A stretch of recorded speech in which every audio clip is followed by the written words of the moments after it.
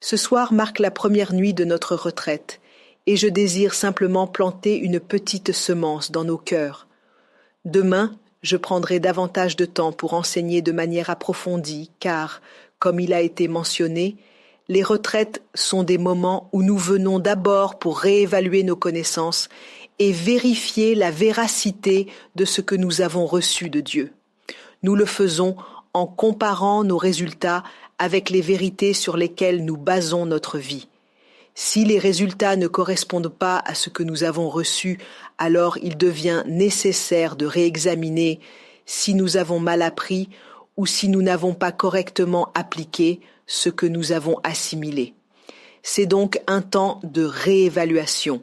Et plus encore, c'est un temps de revitalisation, car lorsque vous retournerez dans le monde, vous découvrirez que notre parcours sur terre est un véritable combat. La Bible affirme dans 2 Corinthiens 10:3 « Bien que nous vivions dans la chair, nous ne combattons pas selon la chair. » Vous savez, quand je médite sur ces écritures, je me demande, je n'ai jamais initié de conflit avec quiconque, alors comment ai-je été enrôlé dans cette bataille? Par exemple, quand j'ai annoncé ma venue au Royaume-Uni, tout mon système immunitaire s'est effondré. Symptômes de paludisme, toutes sortes de fièvres m'ont assailli.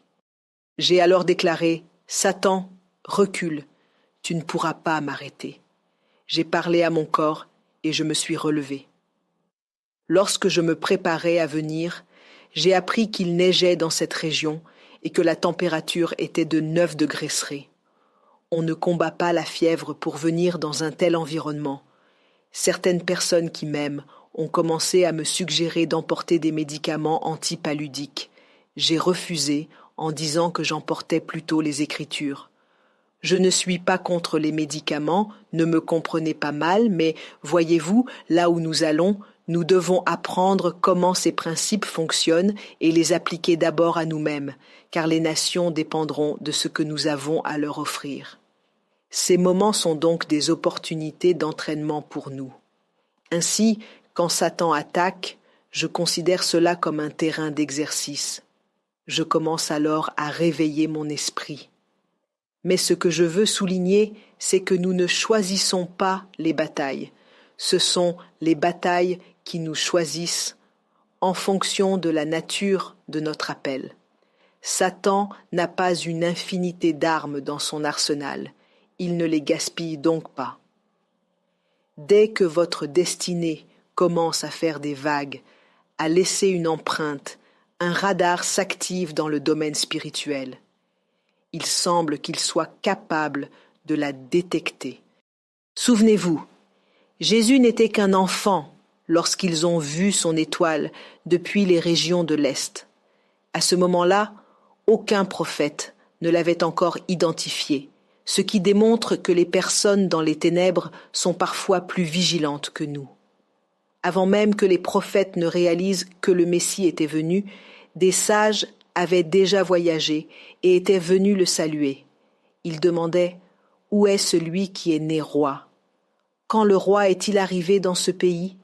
Comment se fait-il que nous ne l'ayons pas su ?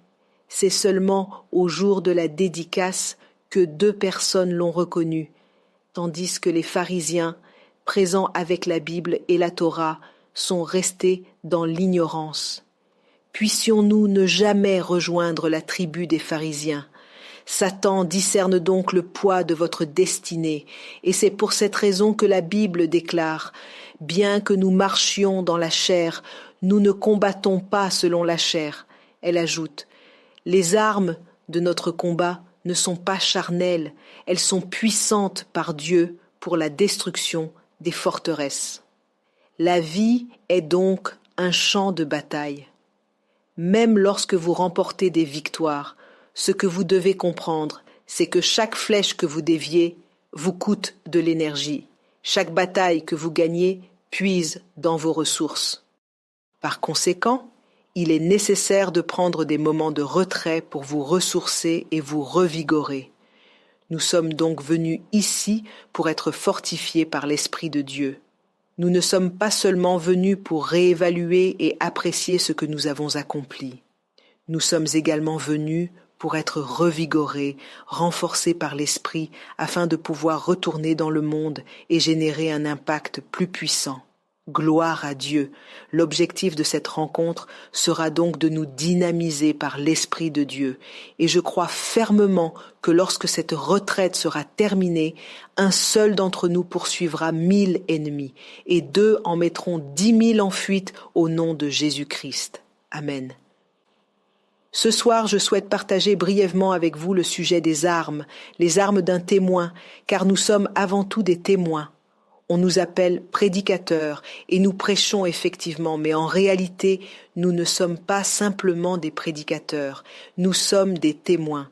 Parfois, nous témoignons par la prédication, parfois par le chant, parfois par l'écriture. Mais il est fondamental de comprendre que notre identité première est celle de témoin. Cela signifie que nous sommes venus pour démontrer la véracité et les affirmations de Dieu telles qu'elles sont consignées dans les Écritures. Et ce témoignage que nous apportons n'est pas seulement pour confirmer une vérité. Ce témoignage est destiné à établir un royaume et une domination. Dans un contexte de royaume, dès que vous commencez à témoigner d'une réalité qui n'est pas conforme au roi, vous êtes considéré comme un rebelle et c'est une déclaration de guerre. Si je venais dans cette nation, par exemple, et que j'y hissais un drapeau quelque part, sans couverture diplomatique pour ce territoire, et si le drapeau d'une autre nation flottait où que ce soit, ce serait une déclaration de guerre. Le gouvernement interviendrait immédiatement. Le seul endroit dans ce pays où un drapeau qui n'appartient pas au Royaume-Uni peut flotter légitimement serait une ambassade d'une autre nation. En vertu des relations diplomatiques, chaque ambassade, bien que située sur votre sol, n'est pas considérée comme faisant partie de l'Angleterre. Donc, si je me rendais à l'ambassade de Zambie, par exemple, cette juridiction serait considérée comme un territoire zambien. C'est pourquoi j'y serais autorisé à hisser ce drapeau. Cela signifie que je n'ai pas le droit d'arborer le drapeau d'un autre pays ici. Je ne parle pas de théorie. Si je hissais simplement un drapeau, on me demanderait « Que signifie ce geste ?»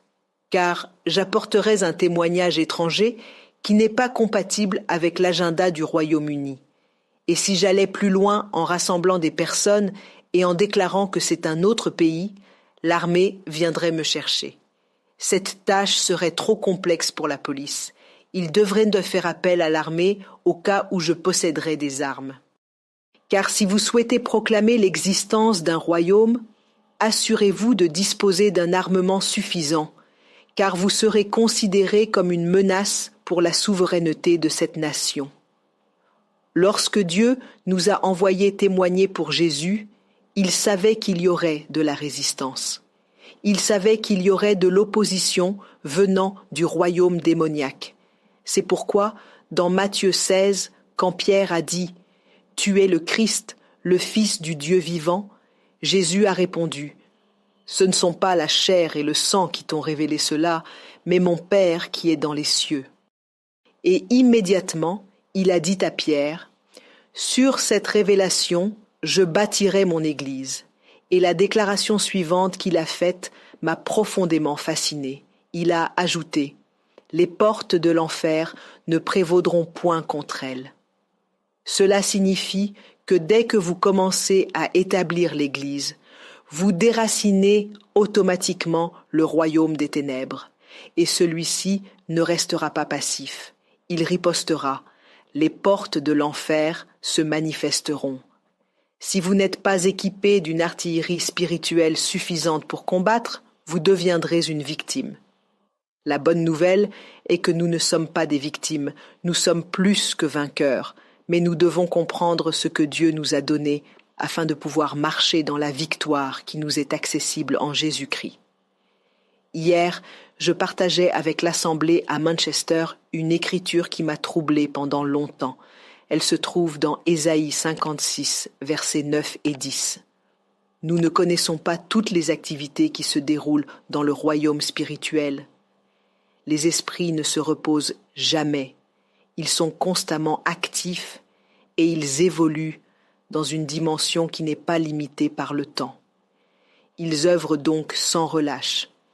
Voici ce que proclame ce héros dans l'esprit.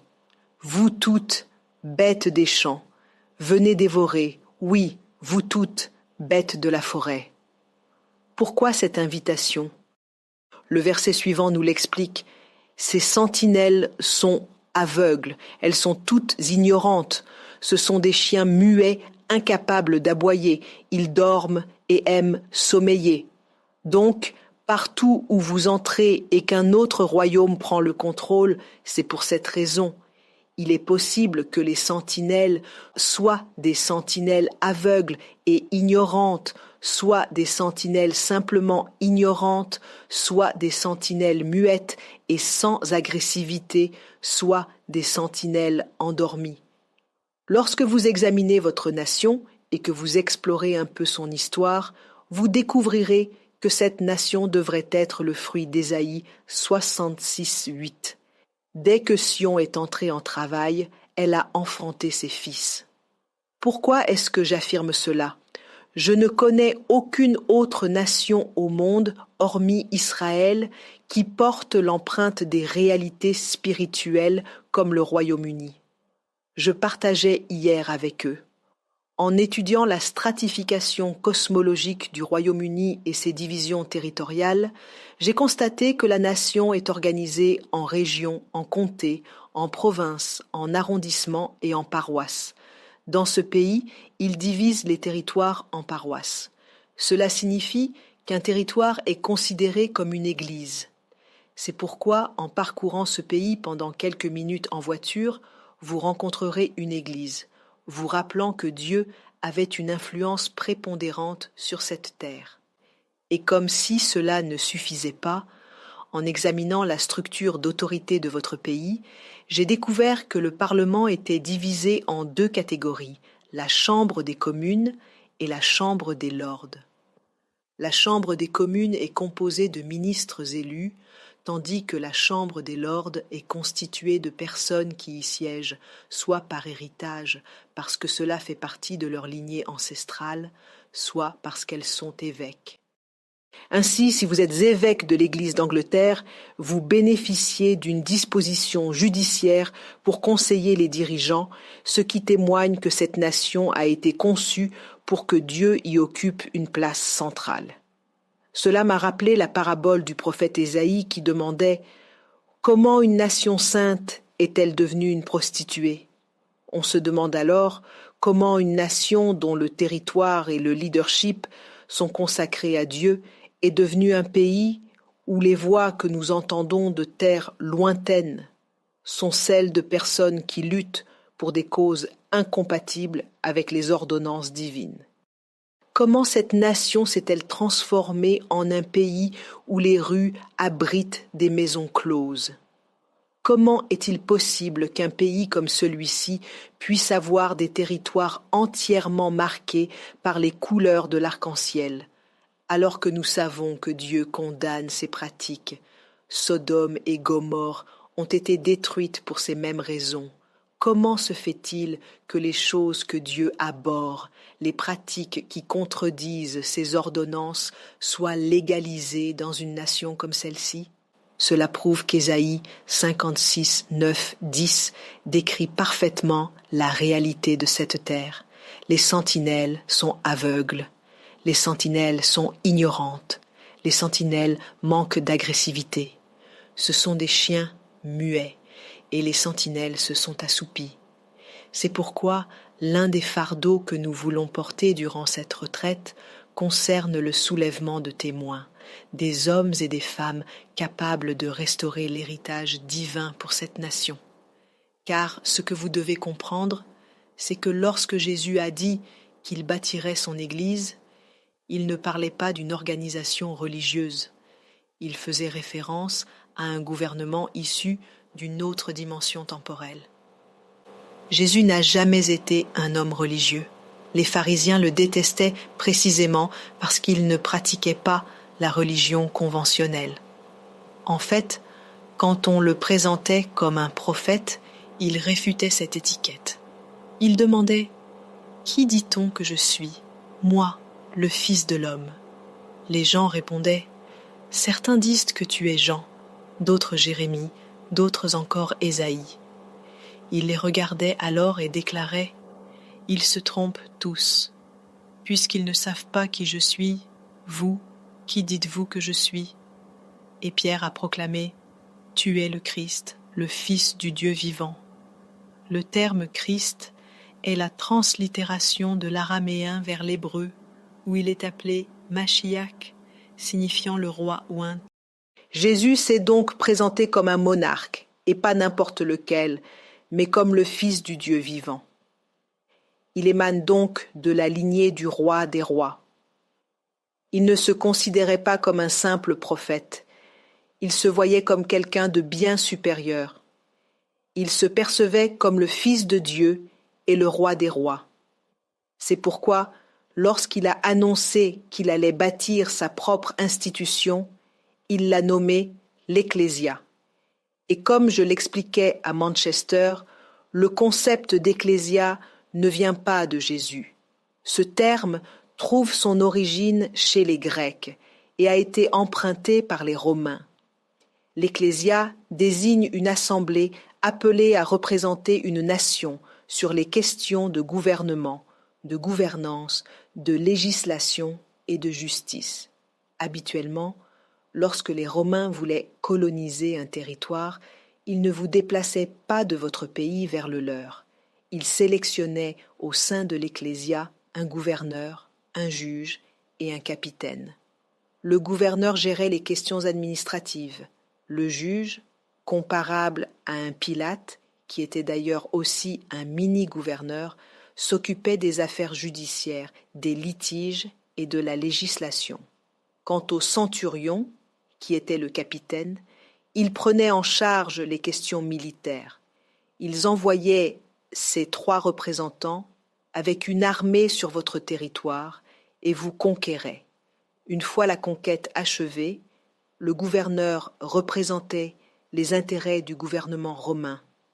Il incarnait donc l'empereur localement. Le magistrat créait alors un système éducatif pour vous enseigner les coutumes romaines. Vous abandonniez votre culture pour adopter celle de Rome, devenant ainsi une extension de Rome, une colonie romaine. Et si vous refusiez cette transformation par la voie diplomatique, les centurions intervenaient en déclarant « Si vous n'acceptez pas l'éducation par l'intelligence, nous imposerons l'éducation par la force. » Ils utilisaient donc l'armée pour imposer ce changement. Mais au final, votre pays se transformait en un reflet de Rome. Le rôle de l'Ecclésia était donc de transmettre les intérêts du roi, et l'objectif du roi était de coloniser le territoire jusqu'à ce qu'il commence à refléter Rome. C'est en observant ce modèle que Jésus a déclaré « Je bâtirai ma propre Ecclésia ». La mission de l'Ecclésia n'est donc pas de créer un mouvement religieux, c'est de coloniser la terre pour qu'elle devienne le miroir des cieux. Par conséquent, la priorité des hommes devrait être, premièrement, d'adorer Dieu, et deuxièmement, de vivre selon sa justice comme mode de vie. Si vous entrez dans un territoire où le style de vie dominant ne reflète ni l'adoration ni la justice, cela signifie que le chandelier de ce territoire a été retiré. Il n'y a plus d'ecclésia présente. L'Église peut avoir de nombreuses activités religieuses sans pour autant être une véritable ecclésia. C'est pourquoi, lorsque Jésus s'adressait aux églises dans le livre de l'Apocalypse, son attention se portait sur leur impact territorial. Il avertissait « Ta lumière n'influence pas le territoire, je vais donc retirer ton chandelier. » Malheureusement, c'est ce que nous observons aujourd'hui. Un rassemblement de personnes religieuses enthousiastes à l'Église, mais sans aucun impact sur le territoire, car nous avons oublié que notre mission est de coloniser le territoire pour Dieu. C'est pourquoi, lors de retraites comme celle-ci, il est crucial de revenir aux fondamentaux et de redécouvrir notre raison d'être. Nous sommes ici au Royaume-Uni pour coloniser spirituellement le Royaume-Uni. Et pour ceux d'entre vous qui vivez au Royaume-Uni, personne ne devrait mieux vous l'enseigner que moi. Regardez-moi, par exemple. Je porte un costume et je me sens bien dans cette tenue. Mes ancêtres ne s'habillaient pas ainsi. Mon peuple d'origine portait ce que nous appelons le bibi, une peau d'animal attachée autour du corps. C'était le vêtement traditionnel de mon peuple. À quel moment ai-je commencé à me sentir important en portant un costume? Mon peuple ne boit pas de thé. Mon peuple se lève le matin. Nous sommes des guerriers. Nous chassons, nous dépeçons les animaux, nous les préparons et nous les mangeons. Mais aujourd'hui, mon peuple vit avec des chiens comme animaux de compagnie, boit du thé et se sent valorisé en portant des costumes. Nous avons abandonné notre propre culture. Je ne parle pas, ce n'est pas ma langue maternelle. Ma langue s'appelle le tiv. Nous parlons une langue autochtone qui est douce à l'oreille, mais nous l'avons délaissée pour parler anglais. Et maintenant, nous prenons même un certain orgueil à parler avec un accent. Si des membres de mon peuple viennent au Royaume-Uni et que vous les appelez après 2 semaines, ils commencent à parler du nez, même si leur nez n'est pas étroit. « Salut, comment vas-tu ? Je vais bien, d'accord. » Depuis quand disons-nous « d'accord » ? C'est ce qu'on appelle la colonisation. Voilà la puissance de la colonisation. Et ainsi, quand je viens maintenant, je peux facilement m'intégrer parmi les Britanniques parce que j'ai été colonisé. La question qui se pose est pourquoi l'Église est-elle présente ici depuis plus de 1000 ans et pourtant le territoire n'a toujours pas été colonisé spirituellement? Cela prouve que nous n'avons pas saisi l'essence même de l'Ecclésia. Au cours de cette rencontre, nous nous rappellerons donc notre véritable mission. Nous sommes ici en tant qu'agents de Dieu, opérant à travers l'instrument qu'est l'Église pour coloniser ce territoire. Un jour viendra où même au Parlement, ils proclameront que Jésus est Seigneur. C'est notre mission, c'est notre objectif, que d'un bout à l'autre du pays, le nom de notre Dieu soit révélé et qu'il soit adoré comme roi. Et nous ne nous reposerons pas tant que cela ne sera pas accompli. Ils ne se contenteront pas de l'adorer. Ils adopteront ses ordonnances et ses voies comme leur style de vie. Amen. C'est la raison pour laquelle nous sommes ici. C'est pourquoi dans Matthieu 5,3, Jésus a déclaré « Vous êtes le sel de la terre ». Il a ajouté « Si vous perdez votre saveur, vous n'avez plus aucune utilité ». Cela signifie que si vous ne pouvez plus coloniser spirituellement, vous n'avez plus de raison d'être. Il a affirmé « Vous êtes la lumière du monde ». Il a précisé « On n'allume pas une lampe pour la mettre sous un boisseau ». Il a ordonné « Que votre lumière brille devant les hommes, afin qu'ils voient vos bonnes œuvres et glorifient votre Père qui est dans les cieux. Si nous ne brillons pas, et si nous ne salons pas la terre, notre présence ici est vaine. Les emplois que nous occupons ne sont pas notre raison d'être ici. Ils ne sont que des canaux pour exprimer la volonté de Dieu.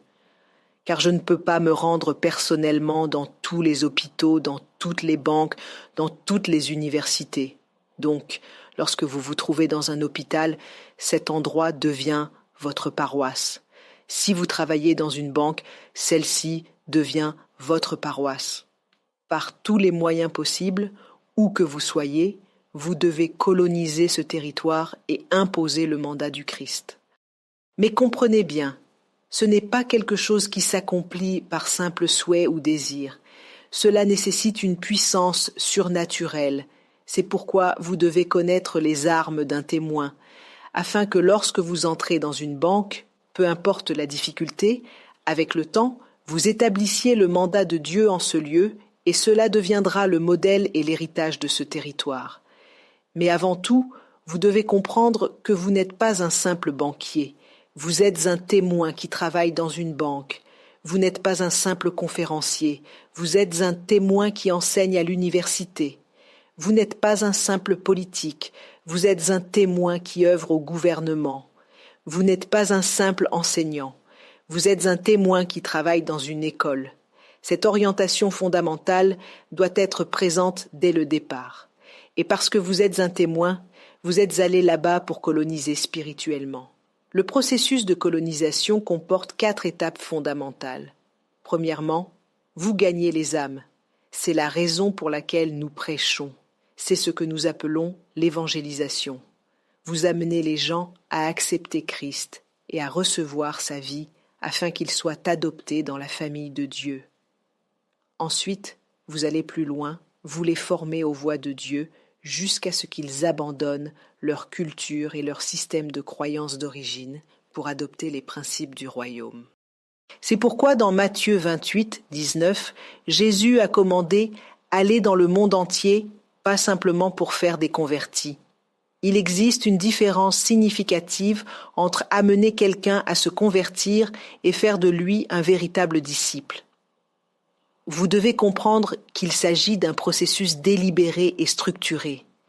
Il ne suffit pas de leur avoir annoncé que Jésus est Seigneur, qu'ils aient récité la prière du pécheur et reçu la vie divine.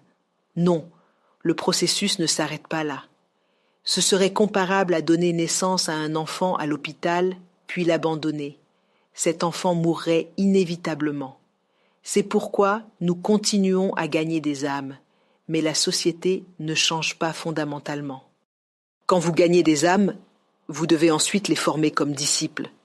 Après les avoir formés, vous les transformez en instruments qui seront également envoyés dans le monde. Eux aussi commencent alors à gagner d'autres personnes. Lorsqu'ils commencent à multiplier les conversions, vous créez une forteresse où vous vous rassemblez pour vous renforcer mutuellement et mobiliser davantage de personnes. C'est le cycle complet de la colonisation spirituelle. Vous gagnez, vous formez, vous envoyez, et au fur et à mesure de votre croissance, vous établissez un centre où vous vous réunissez pour développer votre endurance spirituelle. Si vous étudiez les actes des apôtres lorsqu'ils étaient persécutés, la Bible relate qu'ils retournaient vers leur propre communauté. Il doit donc nécessairement exister une communauté. Vous gagnez, vous formez, vous envoyez, puis vous constituez une communauté. Cette communauté sert à se redynamiser, à se fortifier, à se renforcer, car il y aura inévitablement des contre-coups périodiques. Il doit y avoir un lieu où nous pouvons trouver refuge. C'est ainsi que les apôtres ont procédé. Gloire à Dieu. Donc, si vous êtes assis ici aujourd'hui et que l'année 2024 s'est écoulée sans que vous n'ayez gagné une seule âme, cela signifie que vous avez besoin d'être recruté à nouveau.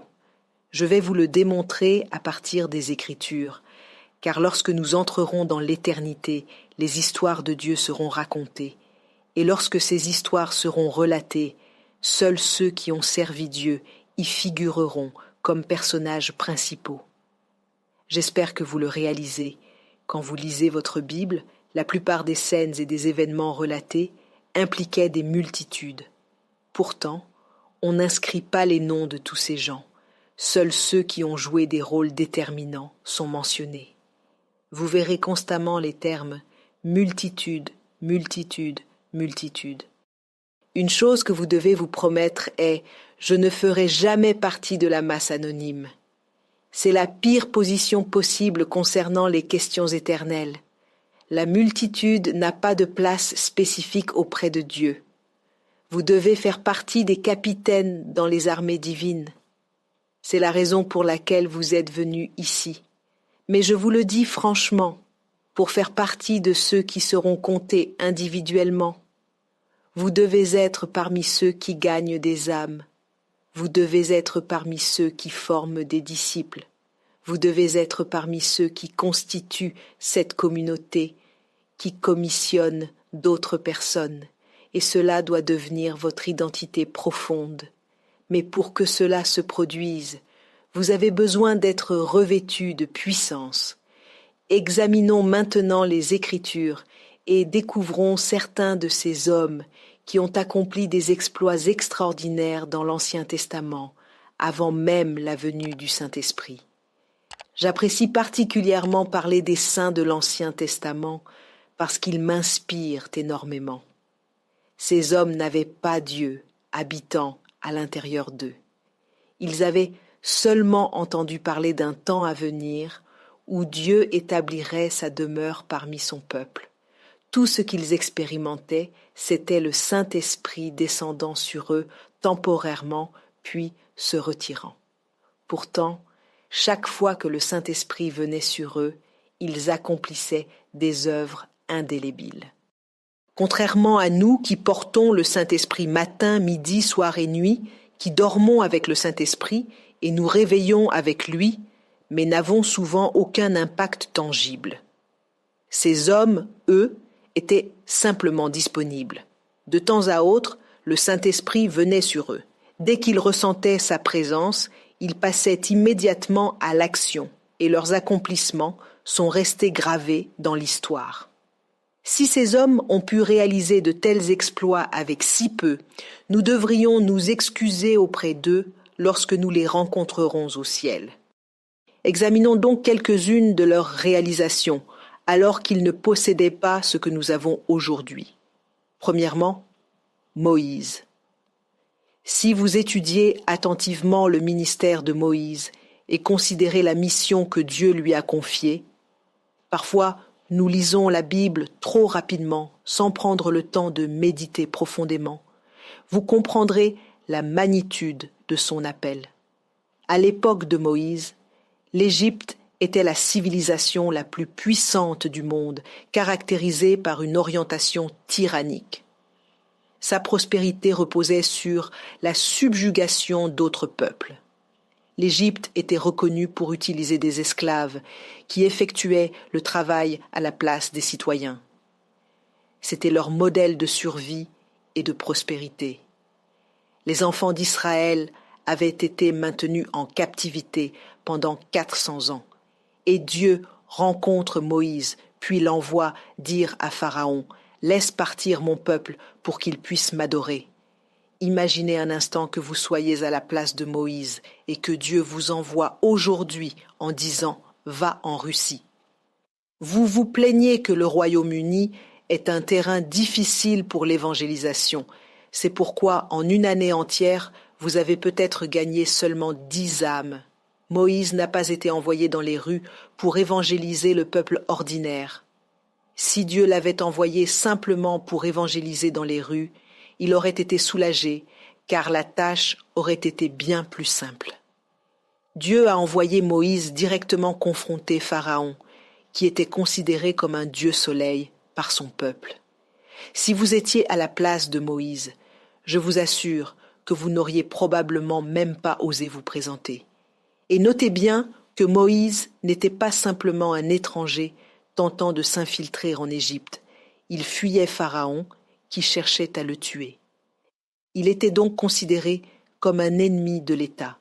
Et pourtant, Dieu lui ordonne « Va dire à Pharaon de libérer mon peuple pour qu'il me serve ».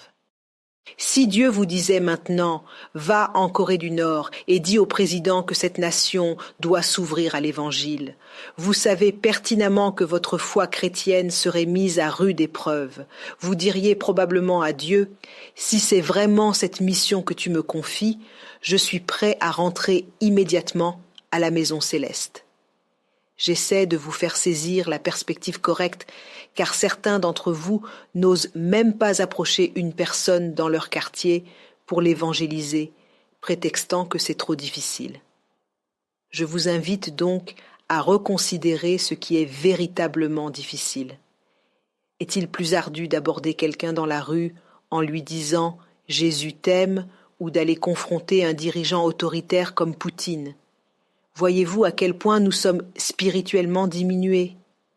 Si nous ne comprenons pas correctement ces principes fondamentaux, la majeure partie des onctions que nous recevons resteront sans effet.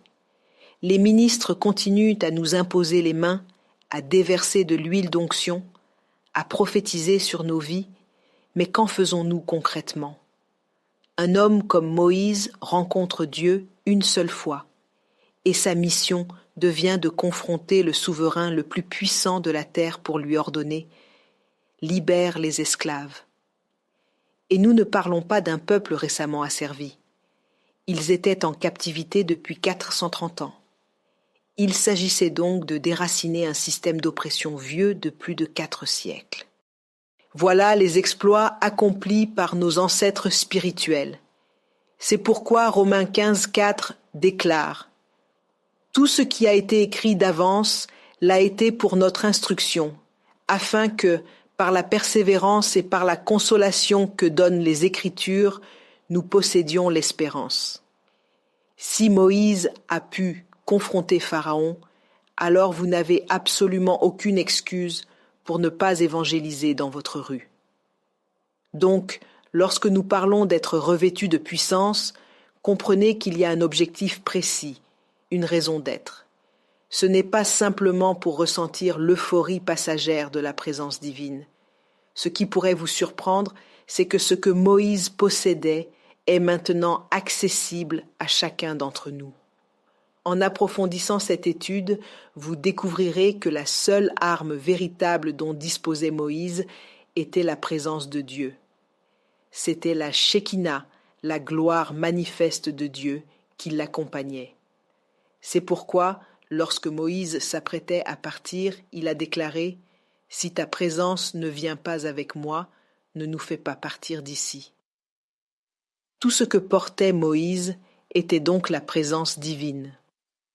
Par conséquent, quiconque bénéficie aujourd'hui de la présence de Dieu, mais n'accomplit pas davantage que Moïse devrait se remettre en question, car avec cette seule présence, il a libéré une nation entière d'une captivité de 400 ans et l'a conduite jusqu'à la terre promise pour servir Dieu. Deuxième exemple, ce soir, première soirée, je pose simplement les fondements. Nos discussions deviendront plus incisives à mesure que nous avancerons demain. Mais permettez-moi d'insister pour que vous compreniez pourquoi nous avons besoin d'être revêtus de puissance. Deuxième exemple, Joseph. Joseph se trouvait en Égypte comme prisonnier. Il avait été vendu comme esclave, accusé et stigmatisé comme violeur. Il a été jeté en prison. Pourtant, cet homme avait la conviction profonde que Dieu l'envoyait en précurseur pour délivrer une nation. Et lorsque l'opportunité s'est présentée, toute l'Égypte s'est retrouvée sous son autorité. Joseph a préservé les enfants de Dieu. Quel était son atout? Quelle était son arme? Une seule chose, un don. Il pouvait interpréter les visions et en expliquer les conséquences grâce à la sagesse divine. Aujourd'hui, nous ne sommes pas limités à un seul don. Nous avons en nous le donateur même des dons, le Saint-Esprit, capable de se manifester de 9 manières différentes. Joseph possédait un unique don. Avec ce seul don, il a pu soumettre l'Égypte entière et sauver le peuple de Dieu. Vous n'avez pas qu'un seul don. Vous avez le distributeur des dons vivant en vous. Et vous pouvez manifester 9 de ces dons. Si malgré cela, vous ne parvenez pas à accomplir quoi que ce soit pour Dieu au Royaume-Uni, vous avez échoué dans votre mission. En quittant cette réunion, une chose que vous devriez faire est de vous défaire de toutes vos excuses. Rappelez-vous que ces hommes dont nous parlons n'avaient pas reçu de formation dans des séminaires théologiques. Ils n'avaient fréquenté aucune école biblique. Je ne parle donc pas de personnes formatées par l'institution religieuse. Je parle d'hommes ordinaires qui ont saisi ce que Dieu leur avait accordé et l'ont utilisé judicieusement pour accomplir ses desseins. Lorsque Joseph a revu ses frères de nombreuses années plus tard, il leur a dit « Vous aviez médité de me faire du mal, mais Dieu m'a envoyé avant vous pour préserver la vie à un peuple nombreux. » Tout ce qu'il possédait était un don spirituel. La plupart d'entre vous ici présents ont la capacité d'interpréter les rêves. Pourtant, vous n'avez pas utilisé ce don pour gagner ne serait-ce qu'une seule âme. Beaucoup d'entre vous peuvent opérer dans le domaine de la parole de connaissance. Nombreux sont ceux qui peuvent manifester la parole de sagesse. Plusieurs parmi vous peuvent chasser les démons. Beaucoup possèdent d'excellents dons comme le chant ou la prophétie. Mais avez-vous utilisé ces dons pour accomplir quoi que ce soit pour Dieu? Alors, lorsque vous vous présenterez devant Dieu avec tous ces dons inutilisés et que vous rencontrerez Joseph au ciel, où placerez-vous votre regard?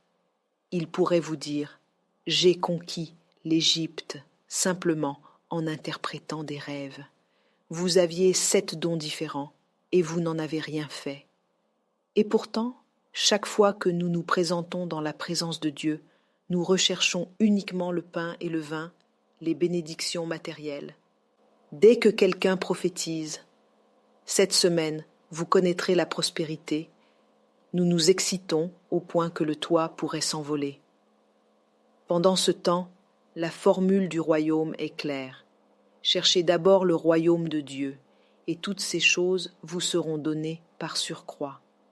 Mais nous passons notre vie entière à poursuivre le surcroît, et l'Église ne forme plus de disciples, mais rassemble des personnes qui cherchent à utiliser Dieu pour leurs propres intérêts. C'est pourquoi notre société ne reconnaît pas la réalité de notre Dieu. Imaginez si tous ceux qui sont présents dans cette salle, avec tous les dons que nous possédons collectivement, décidions de conquérir spirituellement le Royaume-Uni pour Jésus en seulement 5 ans, car si Joseph, un seul homme, a pu transformer l'Égypte avec un seul don, même si chacun d'entre nous ne possédait qu'un seul don, n'aurions-nous pas déjà surpassé l'impact de Joseph? Comment expliquer alors que notre manifestation spirituelle soit si incohérente? Ce sont les questions que nous devrions nous poser pour déterminer si nous sommes un atout pour Dieu ou une charge. Je ne parle pas ici dans le contexte familial. Je parle dans le contexte du royaume. Car Dieu n'est pas seulement un Père aimant, il est aussi un roi souverain. Dans le contexte familial, en tant qu'enfant de Dieu, vous êtes certainement une bénédiction. Mais dans le contexte du royaume, si vous ne faites pas partie de l'armée qui fait avancer les frontières de ce royaume, vous êtes une charge. Et malheureusement, de nombreux chrétiens sont devenus des charges plutôt que des atouts. J'ai l'intention de vous parler des ressources que Dieu nous a données pour nous habiliter, mais je tiens d'abord à vous faire comprendre ce que Dieu attend lorsqu'il nous revêt de puissance. Au cas où vous l'ignoriez, j'avais un homme nommé Moïse qui portait ma présence et a bouleversé l'Égypte. Alors que vous recherchez ardemment ma présence, quand elle viendra sur votre vie, j'espère que vous réalisez que vous devez conquérir une nation. Au cas où vous ne le sauriez pas, j'avais un homme appelé Joseph qui ne possédait qu'un seul don et qui a sauvé et préservé l'héritage d'Israël. Alors que vous demandez instamment des dons, j'espère que vous êtes conscient que lorsque ces dons seront manifestés dans votre vie, j'attends une récolte. Car lorsque je vous accorde le don du chant, ce n'est pas pour faire de vous une célébrité, c'est parce que l'héritage de Dieu doit être préservé. Si je vous donne la capacité de guérir les malades, ce n'est pas pour votre valorisation personnelle, c'est parce que j'ai un plan divin à accomplir. J'espère que vous en êtes pleinement conscient. Il est écrit, tout ce qui a été écrit auparavant l'a été pour notre instruction, afin que nous puissions trouver réconfort dans les Écritures et maintenir notre espérance. Car la plupart du temps, nous demandons des choses à Dieu sans comprendre leur véritable but. C'est pourquoi Jésus a averti « Ne donnez pas les choses saintes aux chiens et ne jetez pas vos perles devant les pourceaux de peur qu'ils ne les foulent aux pieds. » Ils ne comprennent pas la valeur de ce qu'ils reçoivent. Certains pensent que le don du chant sert uniquement à devenir une star. Et si vous n'êtes pas vigilant, leur modèle devient un artiste séculier. Ils s'habillent comme cet artiste, se comportent comme lui, pensant qu'ils sont identiques. D'autres croient que la parole de connaissance est destinée à impressionner les gens, de sorte que lorsqu'ils se sentent intimidés, ils puissent montrer qu'une personne comme eux ne devrait jamais être intimidée. Ils disent avec arrogance, « Qui est ce Josué ?» Et quand vous commencez à parler, ils vous interrompent, « Attends, laisse-moi finir. Tu penses pouvoir me rabaisser ?» Ils croient que ces dons servent à flatter leur ego, à satisfaire leur vanité. Ils ne comprennent pas la véritable fonction des dons spirituels. Notre ancêtre Joseph, avec un seul don, a délivré Israël de l'Égypte. Notre ancêtre Moïse, portant la présence de Dieu, a conduit Israël hors d'Égypte. Voilà pourquoi Dieu habilite les hommes, mais nous possédons ces dons sans en comprendre le but véritable. Veuillez vous asseoir un moment et réfléchir à cela. Si vous étudiez attentivement votre Bible, vous découvrirez qu'elle regorge d'exemples d'hommes qui, revêtus des dons divins, ont transformé des nations entières. Pour ne pas m'attarder excessivement sur l'Ancien Testament, permettez-moi de vous montrer quelques exemples du Nouveau Testament. Acte 2, 1. Je commence maintenant à citer directement les Écritures. Il est écrit, le jour de la Pentecôte, ils étaient tous ensemble dans un même lieu. Soudain, il vint du ciel un bruit comme celui d'un vent impétueux, et l'Esprit Saint remplit toute la maison où ils étaient assis. Des langues semblables à des langues de feu leur apparurent, séparées les unes des autres, et se posèrent sur chacun d'eux. Au moment même où ce feu est descendu sur eux, leur première pensée a été « Où est la multitude ?» On leur a indiqué qu'elle se trouvait sur la place du marché, et ils s'y sont immédiatement rendus. Pierre s'est levé avec les 11 autres. Après avoir parlé en langue, il n'avait encore ressuscité aucun mort, aucun paralytique ne marchait, aucun aveugle ne voyait. Pourtant, ce simple parler en langue a captivé l'attention des gens. Ils ont immédiatement saisi cette opportunité, comprenant que Dieu désirait une moisson d'âmes en ce lieu. Pierre s'est donc levé et a pris la parole. Dans Actes 2,37, la Bible rapporte que les auditeurs eurent le cœur vivement touché et ils demandèrent « Hommes frères, que ferons-nous pour être sauvés ?» Pierre leur a répondu de se repentir et de se faire baptiser au nom de Jésus-Christ. Et dès qu'il a prononcé ces paroles, le verset 41 nous révèle que 3000 personnes furent sauvées ce jour-là. Ainsi, le minimum qu'un authentique parler en langue devrait apporter au royaume est de 3000 âmes. Si vous parlez en langue, mais ne conduisez pas au moins 3000 personnes au salut, vous ne faites que jouer un rôle sans substance. Oui, monsieur, 3000, parfaitement. Poursuivons avec Actes chapitre 3. Les apôtres se sont rendus au lieu de prière près de la belle porte du temple. Au verset 6, ils rencontrent un homme paralysé qui demandait l'aumône. Pierre lui déclare « Je n'ai ni argent ni or, mais ce que j'ai, je te le donne. Au nom de Jésus-Christ de Nazareth, lève-toi et marche. » L'homme s'est immédiatement levé, marchant et sautant de joie. Ils sont entrés ensemble dans le temple, et tous les témoins étaient stupéfaits. Et conséquence directe de cette guérison d'un seul paralytique, le chapitre 4 nous apprend que 5000 hommes crurent en Jésus. Je vous parle de personnes qui comprenaient parfaitement la finalité de l'onction divine, car ils avaient vu comment Joseph, avec un seul don, avait délivré une nation entière. Ils savaient donc qu'ils ne pouvaient pas se permettre de gaspiller leurs dons. Ainsi, le parler en langue a produit 3000 conversions. La guérison d'un paralytique a généré 5000 conversions, et ils ne se sont pas arrêtés là. Dans Actes 5,12, les miracles se sont multipliés, et à mesure que les miracles augmentaient, le nombre de convertis devenait incalculable.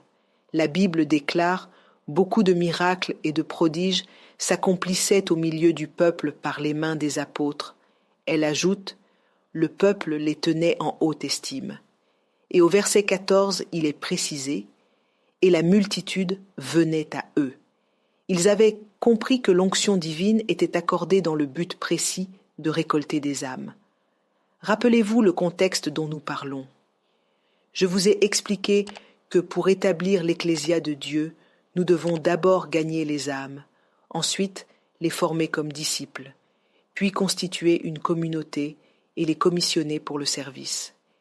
Les apôtres étaient encore dans la première phase, celle de gagner les âmes, mais ils comprenaient parfaitement qu'ils ne pouvaient pas accomplir cette tâche sans l'onction divine. Dès que les différentes manifestations de l'Esprit ont commencé à se produire, ils les ont déployées stratégiquement. Ils possédaient le don des langues. Ils ont gagné 3000 âmes. Ils ont manifesté le don des miracles. Ils ont gagné 5000 âmes. Lorsque les dons se sont multipliés, la multitude des convertis a explosé. Une fois cette multitude rassemblée, ils sont passés à la deuxième phase, la formation de disciples. Si vous consultez Actes chapitre 6, verset 1, vous lirez. En ce temps-là, le nombre des disciples augmentait. Cela signifie qu'ils n'ont pas perdu ceux qu'ils avaient gagnés, car lorsqu'ils suivaient Jésus, celui-ci les instruisait. Il a déclaré « De tous ceux que tu m'as donnés, aucun ne s'est perdu, sinon le fils de perdition, afin que l'Écriture soit accomplie. » Il ne se contentait donc pas de gagner la multitude, il la transformait en véritables disciples. En ces jours-là, le nombre des disciples se multipliait. Il ne s'agissait donc plus de simples convertis. Qu'étaient-ils devenus? Des disciples. Et ils ne se sont pas arrêtés à cette étape. Ils ont commencé à les commissionner. Acte 6, 3. Choisissez parmi vous 7 hommes de qui l'on rende un bon témoignage, qui soient pleins d'Esprit Saint et de sagesse, et que nous chargerons de cette fonction administrative. Ils les ont donc élus. Ensuite, parmi ces personnes, Acte 8.5 nous raconte que Philippe se rendit en Samarie. Il y prêcha Christ à toute la ville. Voyez-vous la progression? De 3000 à 5000 convertis, puis avec les personnes qu'ils avaient formées. Ils ne comptaient plus en termes d'individus, mais en termes de villes entières. Lorsque Philippe est allé en Samarie, il ne s'agissait plus de gagner 10 000 personnes. Philippe, étant descendu dans la ville de Samarie, y prêcha le Christ. Et lorsque les habitants virent les paralytiques marcher et les démons être chassés, il est écrit « Les foules tout entières étaient attentives à ce que disait Philippe. » Et la ville entière, selon Acte 8.8, fut remplie d'une grande joie. Alléluia. Ils ont donc progressé de 3000 à 5000 convertis, puis à des villes entières. Quand Jésus a dit « Vous êtes une ville située sur une montagne », ce n'était pas une métaphore exagérée. Car lorsque l'Ecclésia prend vie, lorsque nous nous réunissons comme nous le faisons maintenant, on ne compte plus notre nombre en termes d'individus. Je ne sais pas si vous saisissez ce que j'essaie d'expliquer. Voyez-vous, lorsque vous venez à l'église et que vous comptez simplement le nombre de personnes présentes, vous vous trompez de perspective. Nous ne sommes pas 400, nous ne sommes pas 200. Nous ne sommes pas de simples individus.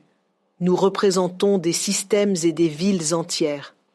Ainsi, lorsque 5 croyants sont assis ensemble, 2 d'entre eux peuvent représenter le monde académique et les médias. Les 3 autres peuvent représenter des villes entières.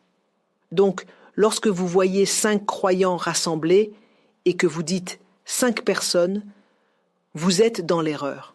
Ces 5 personnes pourraient bien représenter Manchester, Liverpool et Middlesbrough. Ce ne sont pas de simples individus. Ce sont des villes entières, à moins que nous ne soyons pas véritablement l'Ecclésia. Lorsque vous vous rendez au Sénat, les personnes présentes ne représentent pas des individus isolés. Non, au Sénat, comme dans l'Ecclésia, les personnes ne représentent pas des individus. Elles représentent des circonscriptions entières. Dans mon pays, nous avons 109 sénateurs. 3 sénateurs représentent un État entier. Donc, si vous vous rendez au Sénat et que vous comptez 109 hommes, vous faites erreur. Il n'y a pas 109 individus, il y a 37 États représentés. L'Ecclésia ne se mesure donc pas en valeur numérique d'individus. Elle se mesure en termes de systèmes et de villes influencées. Mais la question cruciale est, si nous sommes honnêtes avec nous-mêmes, avons-nous réellement grandi au point de devenir des villes? Si je vous interpellais maintenant en demandant « Qui êtes-vous » oseriez-vous me répondre « Je suis une ville » Nous continuons de nous percevoir comme de simples individus, et le problème est que nous nous efforçons de rassembler des individus au lieu d'élever des villes entières. Lorsque l'Église de Jérusalem a été dispersée, lisez votre Bible. Chaque ville où ils sont allés, ils l'ont conquise spirituellement. Certains ont voyagé jusqu'à Antioche. Savez-vous ce qu'ils faisaient? Régulièrement, ils envoyaient des messages à Jérusalem. La Samarie a été gagnée, Antioche a été conquise. Car chacun partait avec cette conviction profonde.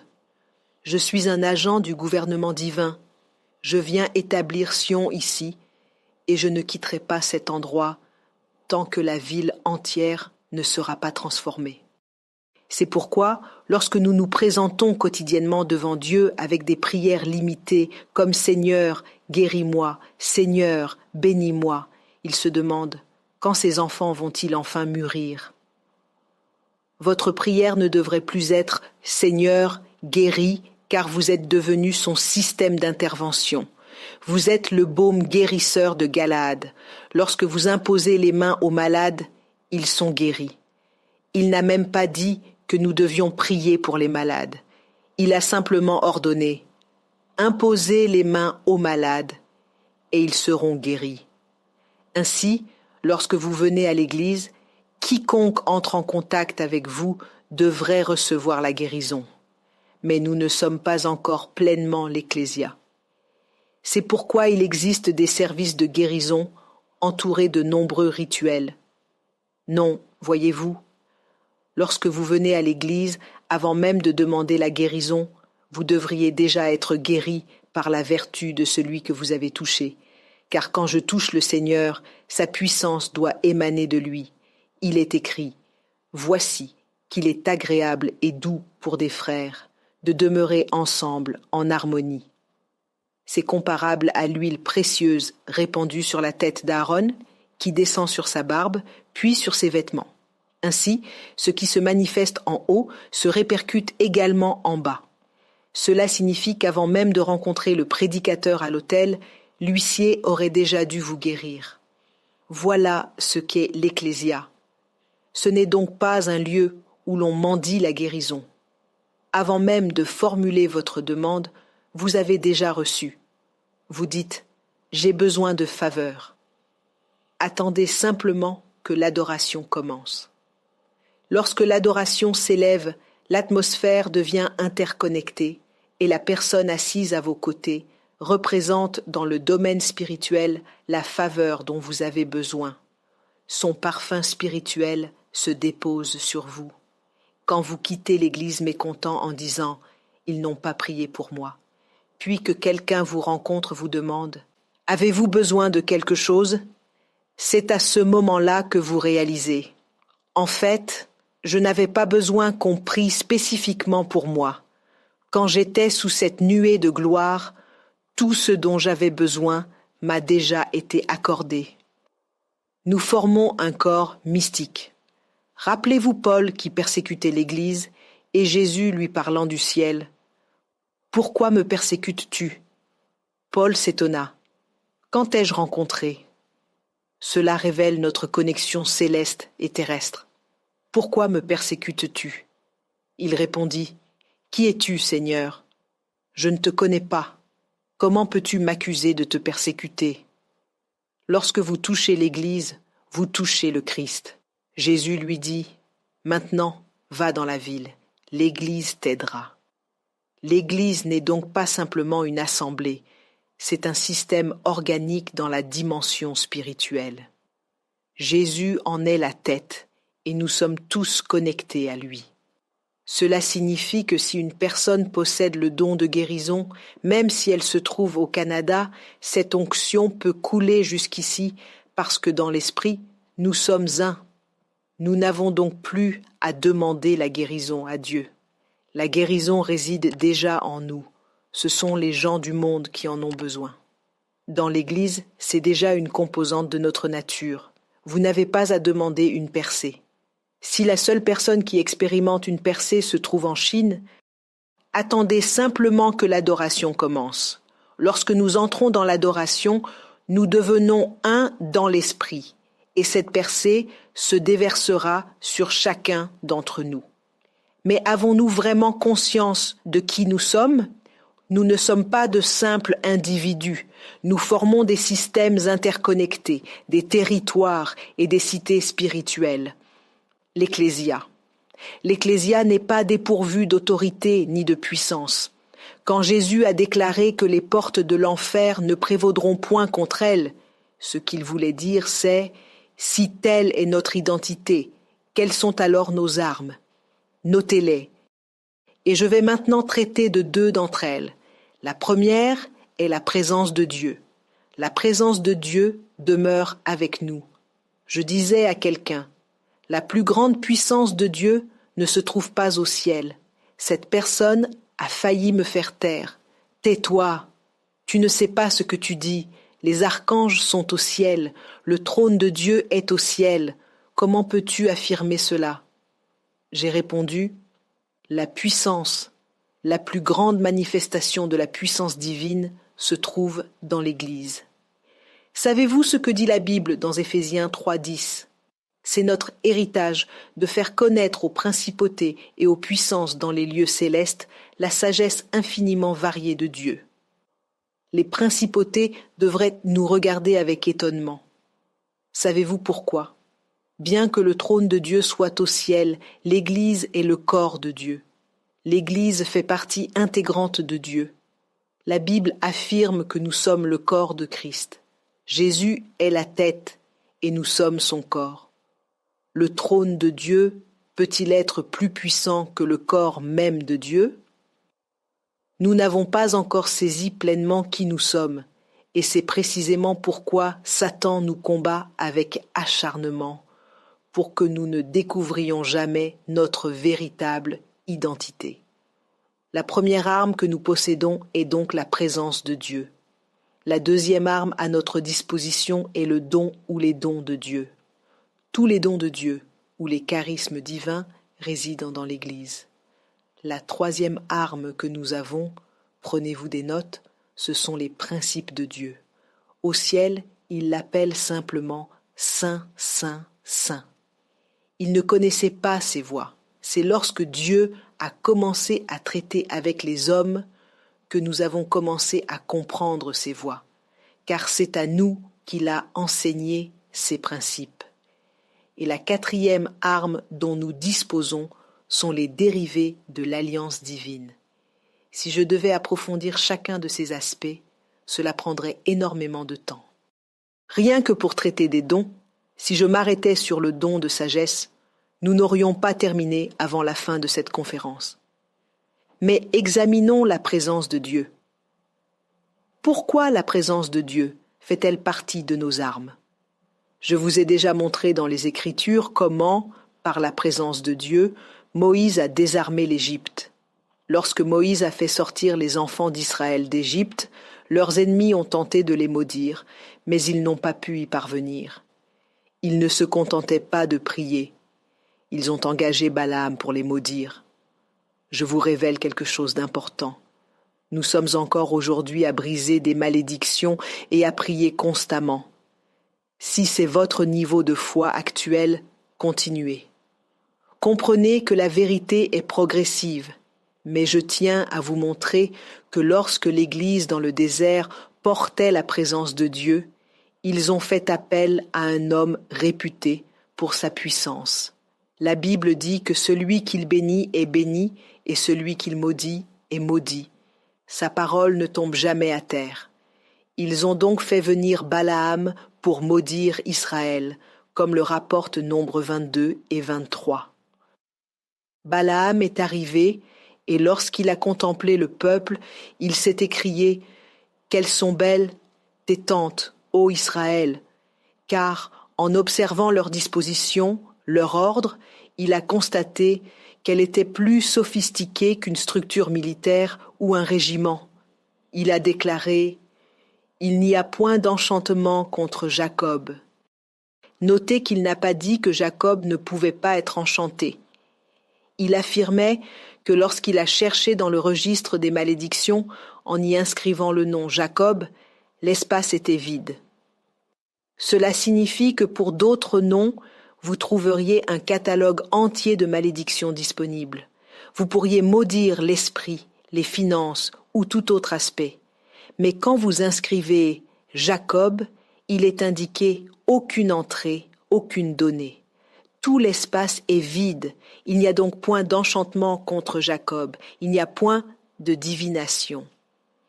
Cela signifie qu'aucune incantation spirituelle ni aucun programme malveillant ne peut produire une malédiction contre lui.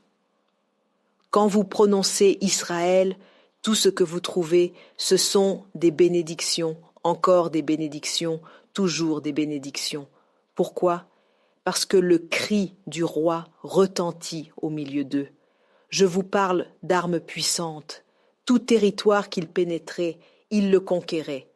Vous pouvez disposer de l'armée la plus redoutable. S'ils ne portent que des pierres, mais sont habités par la présence divine, ils vous vaincront.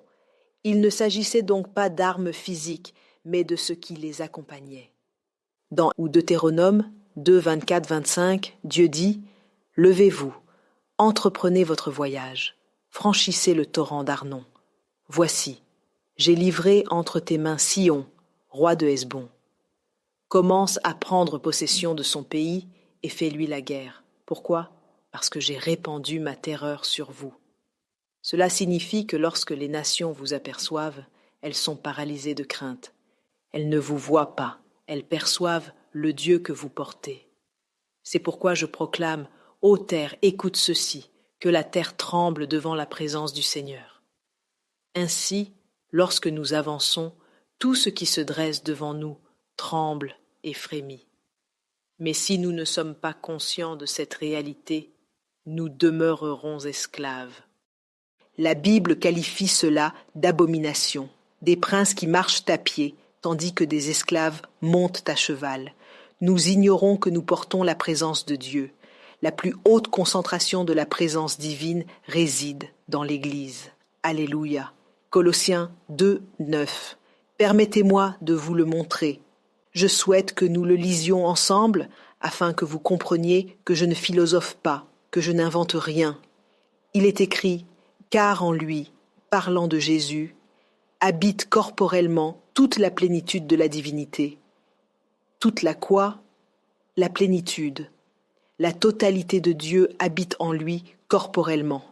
Et au verset 10, voyez ce qu'il déclare. Vous avez tout pleinement en lui, qui est le chef de toute domination et de toute autorité.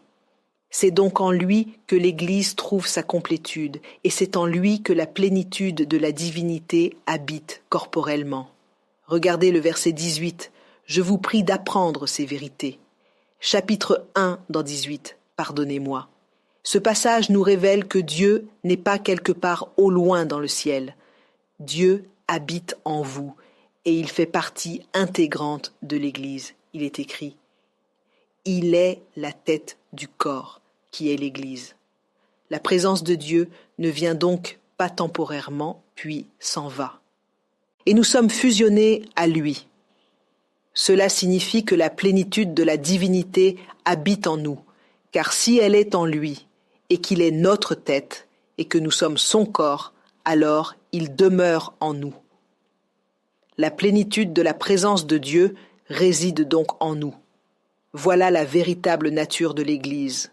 Il vous incombe maintenant de puiser dans cette présence. Ainsi, toute personne qui ne manifeste pas la présence divine ne puise pas efficacement dans cette présence.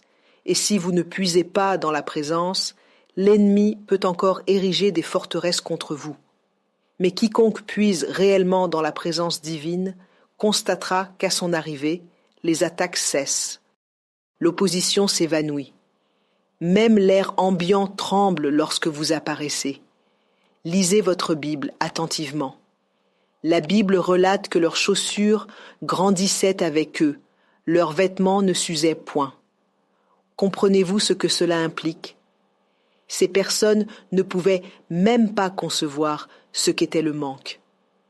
Vous achetez des chaussures pour votre enfant. Ces chaussures possèdent une intelligence divine, car dans la présence de Dieu, tout devient possible.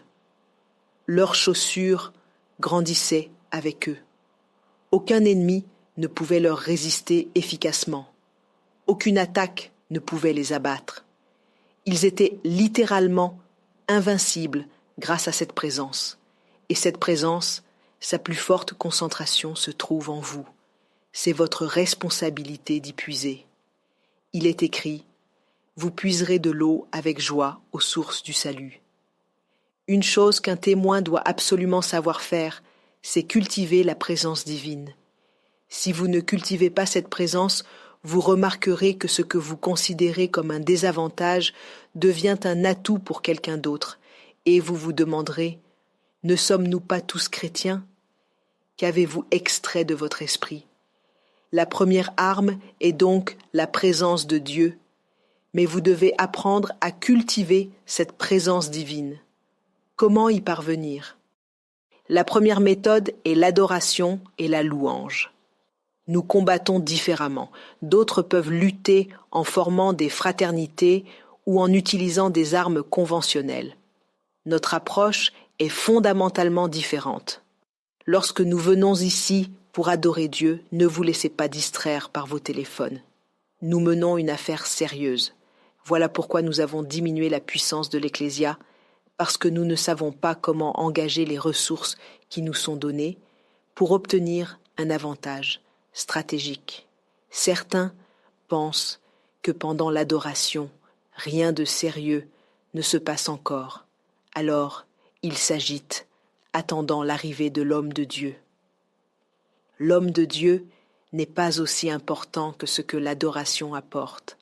Lorsque nous adorons Dieu, nous cultivons sa présence, et quand cette présence sature l'atmosphère, tout devient possible. Ce que nous faisons ici relève d'une intelligence divine délibérée. Ce n'est pas simplement une partie du service religieux, c'est une stratégie spirituelle. Considérez ce que dit la Bible dans le psaume 22, 3. Il est écrit que le Saint siège au milieu des louanges d'Israël. Cela signifie que la manière dont le trône de Dieu se manifeste dans l'Église, c'est lorsque la louange s'élève. Ainsi, quand la louange monte, nous déplaçons le trône de Dieu du ciel vers la terre. Il s'assied sur nous comme il siège sur son trône céleste. Nous devenons littéralement son trône. C'est pourquoi toute personne consacrée à l'adoration et à la louange voit Dieu se manifester partout où elle va.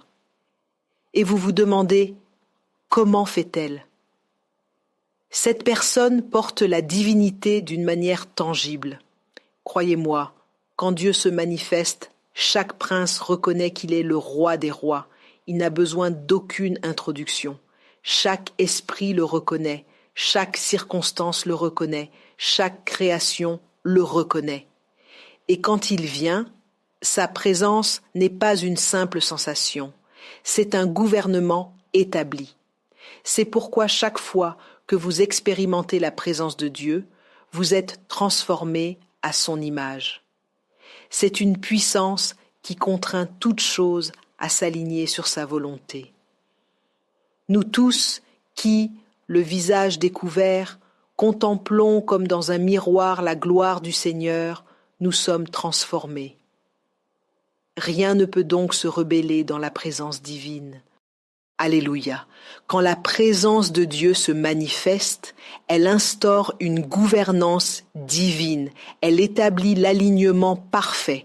C'est pourquoi certaines prières deviennent superflues lorsque nous connaissons vraiment la présence de Dieu. Une tumeur peut se loger dans votre corps. Attendez simplement que la présence de Dieu se manifeste. Chaque cellule de votre corps connaît les dimensions exactes selon lesquelles vous avez été créé. Ainsi, quand la présence de Dieu apparaît, les cellules se réorientent d'elles-mêmes pour s'aligner correctement. Vous ne pouvez pas vous rebeller dans cette présence, la majesté est trop écrasante. N'avez-vous pas lu concernant les 24 vieillards? Dès qu'il apparaît, ils tombent face contre terre. Le cancer s'effondre devant la présence, le diabète s'effondre devant la présence, la peur s'effondre devant la présence. Même la mort est contrainte d'obéir à la présence. C'est pourquoi je m'étonne que des personnes puissent venir à l'église et repartir malades. Cela indique qu'un élément fait défaut. L'équation n'est pas complète. Je m'étonne qu'une personne puisse fréquenter l'église et continuer à subir la stagnation. Non, la présence est un gouvernement établi. Écoutez, si je voulais vous enseigner en profondeur sur la présence, je vous aurais présenté les 7 gouvernements de la présence, car lorsque la présence se manifeste, une gouvernance spirituelle s'établit, et ces gouvernements ont des fonctions spécifiques. La lumière, partout où la présence de Dieu se manifeste, la lumière apparaît. C'est pourquoi dans le Saint des Saints, on trouve la Ménorah. Ce sont les 7 gouvernements du ciel. L'un est le son, les eaux de la présence, les cristaux. Ce sont les mystères de Dieu. Voilà pourquoi lorsqu'une personne entre dans la présence de Dieu, elle acquiert des connaissances qui ne s'enseignent pas, car l'un des gouvernements de la présence divine comprend les mystères d'Élohim, ces vérités qui ne peuvent être enseignées mais seulement transmises. Elles sont préservées dans la présence de Dieu. L'un des gouvernements de la présence divine concerne les eaux. Il est dit que du trône de Dieu coule un fleuve qui arrose les cités. C'est ce qui vous procure la paix, une paix qui surpasse toute intelligence. Voilà pourquoi quand une personne demeure dans la présence de Dieu, elle ne peut éprouver d'anxiété, car dans sa présence se trouve la plénitude de la joie, et la joie du Seigneur constitue votre force. Je vous parle d'armes divines. Vous ne pouvez pas séjourner dans la présence de Dieu et demeurer insensé, car l'un des éléments qui régit la présence est la lumière. Vous surpasserez en connaissance vos propres enseignants. Vous ne pouvez pas demeurer dans la présence de Dieu et suivre les mêmes protocoles que les autres. Non, car il y a des sons dans cette présence, et ces sons sont des véhicules. Ils vous transportent. Ainsi, lorsque nous vous enseignons à cultiver la présence de Dieu, nous vous offrons quelque chose qui transcende ce que la prière seule peut donner, la plénitude de Dieu. La plénitude absolue. Oui, c'est le gouvernement de Dieu, c'est le gouvernement du ciel. Votre écosystème devient littéralement une réplique du ciel. Les gens vous entourent, étonnés.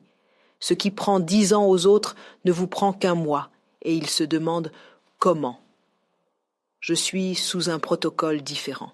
J'opère selon un système différent. Quand la présence est venue, j'ai téléchargé un autre éon. Chaque témoin doit donc porter la présence. Ce qui a tué quelqu'un d'autre n'a pas pu vous anéantir. Il pensait que vous alliez mourir. Vous vous relevez. Vous ignoriez qu'il y avait sur votre vie quelque chose appelé la présence. C'est l'arme qu'il a confiée à l'Église. 10 personnes ont été rejetées avant votre arrivée. Dès que vous êtes apparus, les lois ont changé et ils se sont demandé « Que lui avez-vous dit ?» Ce n'est pas ce que je lui ai dit qui importe, c'est ce que je portais en moi. Je suis venu avec une escorte divine, je suis venu avec un gouvernement. Je suis venu avec certaines dimensions spécifiques. Pouvons-nous prier dans le Saint-Esprit pendant 1 minute? Écoutez-moi attentivement. Je ne sais pas avec quel fardeau vous êtes venus ici. Certains d'entre vous luttent contre des jougs. Aussi certainement que l'Éternel Dieu est vivant, lorsque vous quitterez cet endroit, vous découvrirez que ces jougs sont déjà brisés. Certains sont venus avec des situations de stagnation. En sortant d'ici, vous constaterez qu'une accélération divine vous a été accordée. Je parle d'une économie plus ancienne que le temps lui-même. Posez-vous cette question. Dieu connaît la méchanceté de Satan. Dieu le sait parfaitement. Et pourtant, il a dit Je vous envoie comme des brebis au milieu des loups, comme des serpents, comme des colombes au milieu des vautours. N'est-ce pas un piège apparent? Mais vous êtes venus avec une atmosphère divine, vous êtes venus avec une gloire, vous êtes venus avec une dimension. Comment expliquer que Daniel ait été jeté dans la fosse aux lions? Personne n'a parlé aux lions, et pourtant ils ont été apprivoisés. C'est la présence. La présence peut dompter les bêtes sauvages. Comment Shadrach, Méshach et Abednego ont-ils été jetés dans la fournaise ardente? Rien n'a changé concernant le feu lui-même. Les hommes qui les y ont jetés ont eux-mêmes été consumés. Mais comment se fait-il que le feu ne les ait pas affectés? Ils étaient venus avec la présence. Même le feu honore la présence. Les bêtes des champs honorent la présence. Les éléments de la création honorent la présence. Chaque force sous le ciel honore la présence parce qu'il est le roi des rois. Il est le Seigneur des seigneurs. Il est le je suis, celui qui suit. Il est celui qui était, qui est et qui est à venir. Par lui, toutes choses ont été créées. Sans lui, rien de ce qui existe n'aurait été fait. En lui était la vie, et la vie était la lumière des hommes. La lumière luit dans les ténèbres, et les ténèbres ne l'ont point reçue. Et il a dit, en lui nous avons la vie, le mouvement et l'être. Le Tout-Puissant, le gouverneur des extrémités de la terre, il siège dans les cercles des cieux. On vous a dit que vous étiez finis. Ils ne vous connaissent pas. Vous ne pouvez pas être anéantis. Il y a quelque chose d'éternel en vous. C'est la présence d'Élohim. On vous a dit que vous étiez maudits. Ils ne vous connaissent pas. Vous ne pouvez pas être maudits. Il est écrit que celui qui s'attache au Seigneur devient un seul esprit avec lui. Pour me maudire, vous devez maudire Dieu, car je suis un avec lui. Je suis un avec lui. Et si vous ne pouvez pas le maudire, vous ne pouvez pas me maudire. Elohim Adonai. Écoutez bien ceci. Dieu aime quand il y a de l'opposition. C'est ainsi qu'il manifeste sa puissance. Savez-vous ce qu'il a déclaré? Il a dit, formez des projets et ils seront anéantis. Prenez des résolutions et elles n'auront point d'effet. Prononcez une parole et elle ne s'accomplira point. Pourquoi? Parce que notre Dieu est au milieu de nous. Tout votre bureau, votre patron, tous ceux qui peuvent comploter et dire « Vendredi, nous allons le disgracier », qu'ils attendent simplement que vous vous présentiez ce vendredi-là. Vous arrivez portant la présence, et quand vous entrez, soudainement, lorsqu'ils regardent vos yeux, ils voient les yeux de Jésus. Quand ils vous observent, ils aperçoivent le visage du Fils de Dieu. Alors, ils comprendront ce que le lion a vu, qu'il l'a empêché de dévorer Daniel. Ils comprendront ce que le feu a vu, qu'il a empêché de les consumer. Par la puissance du Saint-Esprit, au nom de Christ, je vous élève à un autre niveau. Écoutez, lorsque Dieu nous a commandé d'établir son royaume, il savait parfaitement ce qu'il nous avait confié. Ils peuvent se rassembler et planifier votre destruction jusqu'à ce que vous vous manifestiez. Et parfois, lorsque vous apparaissez en comprenant le fonctionnement spirituel, vous vous présentez avec un sourire. Bonjour, comment allez-vous? Dès que vous prononcez ce salut, alors le parfum, la vague de l'esprit se répand. Au nom de Jésus, la prochaine fois que vous entendrez qu'il conspire contre vous, ne craignez rien. Il est écrit, s'ils se rassemblent, c'est pour être dispersés, car votre Dieu est avec vous. Et savez-vous ce que Dieu a fait? Il vous a accordé l'honneur de prononcer un jugement. Il a dit, oui, ils s'assembleront, mais ce ne sera point par ma volonté. Il a déclaré, toute langue qui s'élève contre toi. Il n'a pas dit, je condamnerai. Non, il a dit, tu condamneras, car c'est l'héritage. C'est l'héritage des enfants de Dieu. Je ne sais pas ce qui combat votre vie actuellement, mais au nom de Jésus, sous cette atmosphère, je promulgue une loi spirituelle. Je décrète et je déclare que les œuvres des ténèbres soient détruites. Je parle par l'Esprit qu'il y ait restauration maintenant, qu'il y ait restauration maintenant, au nom de Jésus. J'ai vu des tumeurs disparaître instantanément dans la présence sans même qu'on prie pour cela. J'ai vu des personnes atteintes de troubles mentaux revenir à la normale simplement en étant dans la présence. Personne ne leur a adressé la parole. J'ai vu des personnes qui avaient perdu des membres. Dans la présence, ces membres ont été restaurés. Je vous parle de l'excellence de sa majesté. En nous accordant sa présence, il nous a donné le pouvoir d'établir des conquêtes. Voyez-vous, il y a certaines choses qui requièrent simplement que vous vous présentiez. C'est tout. C'est toute la réponse. Présentez-vous. Ils vous tendent un piège et disent « Laissons-le parler pour qu'il échoue ». Même si vous n'étiez pas préparé, il a promis « Ouvre ta bouche et je la remplirai ». Au moment où vous vous tenez là et commencez par dire « Mesdames et messieurs, le fleuve de l'esprit commence à couler parce qu'il y a quelque chose que nous portons en nous. Nous ne sommes pas des personnes ordinaires.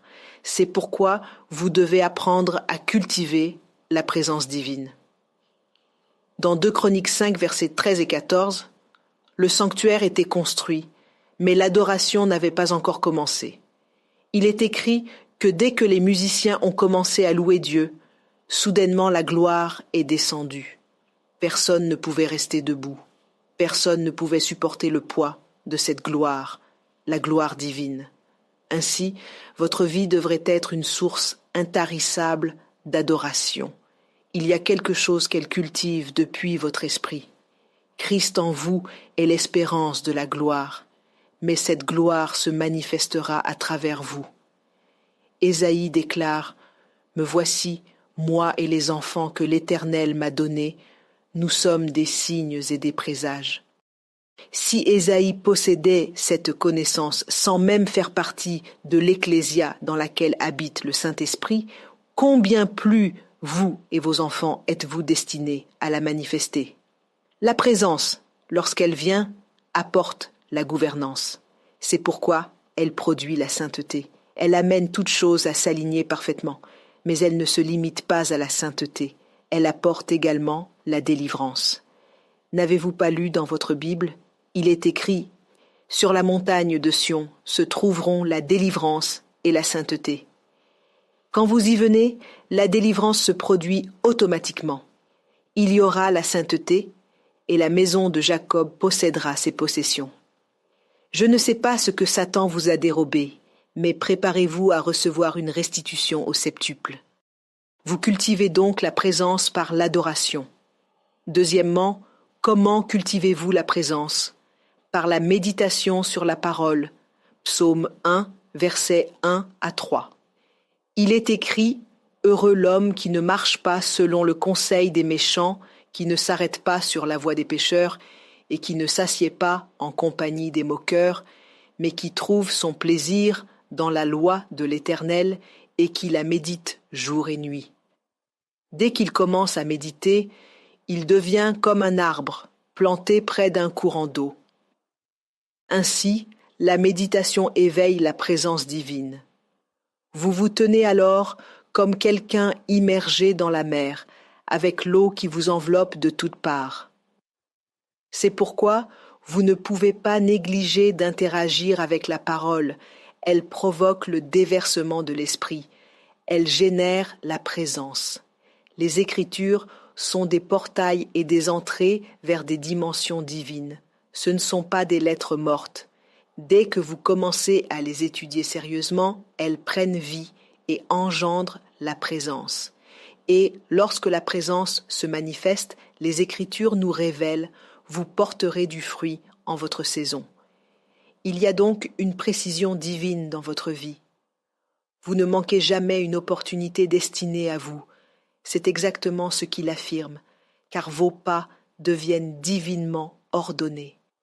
Sans même vous en rendre compte, Vous vous levez, vous vous habillez, vous sortez et vous rencontrez exactement la personne qu'il vous fallait rencontrer pour transformer la phase suivante de votre existence.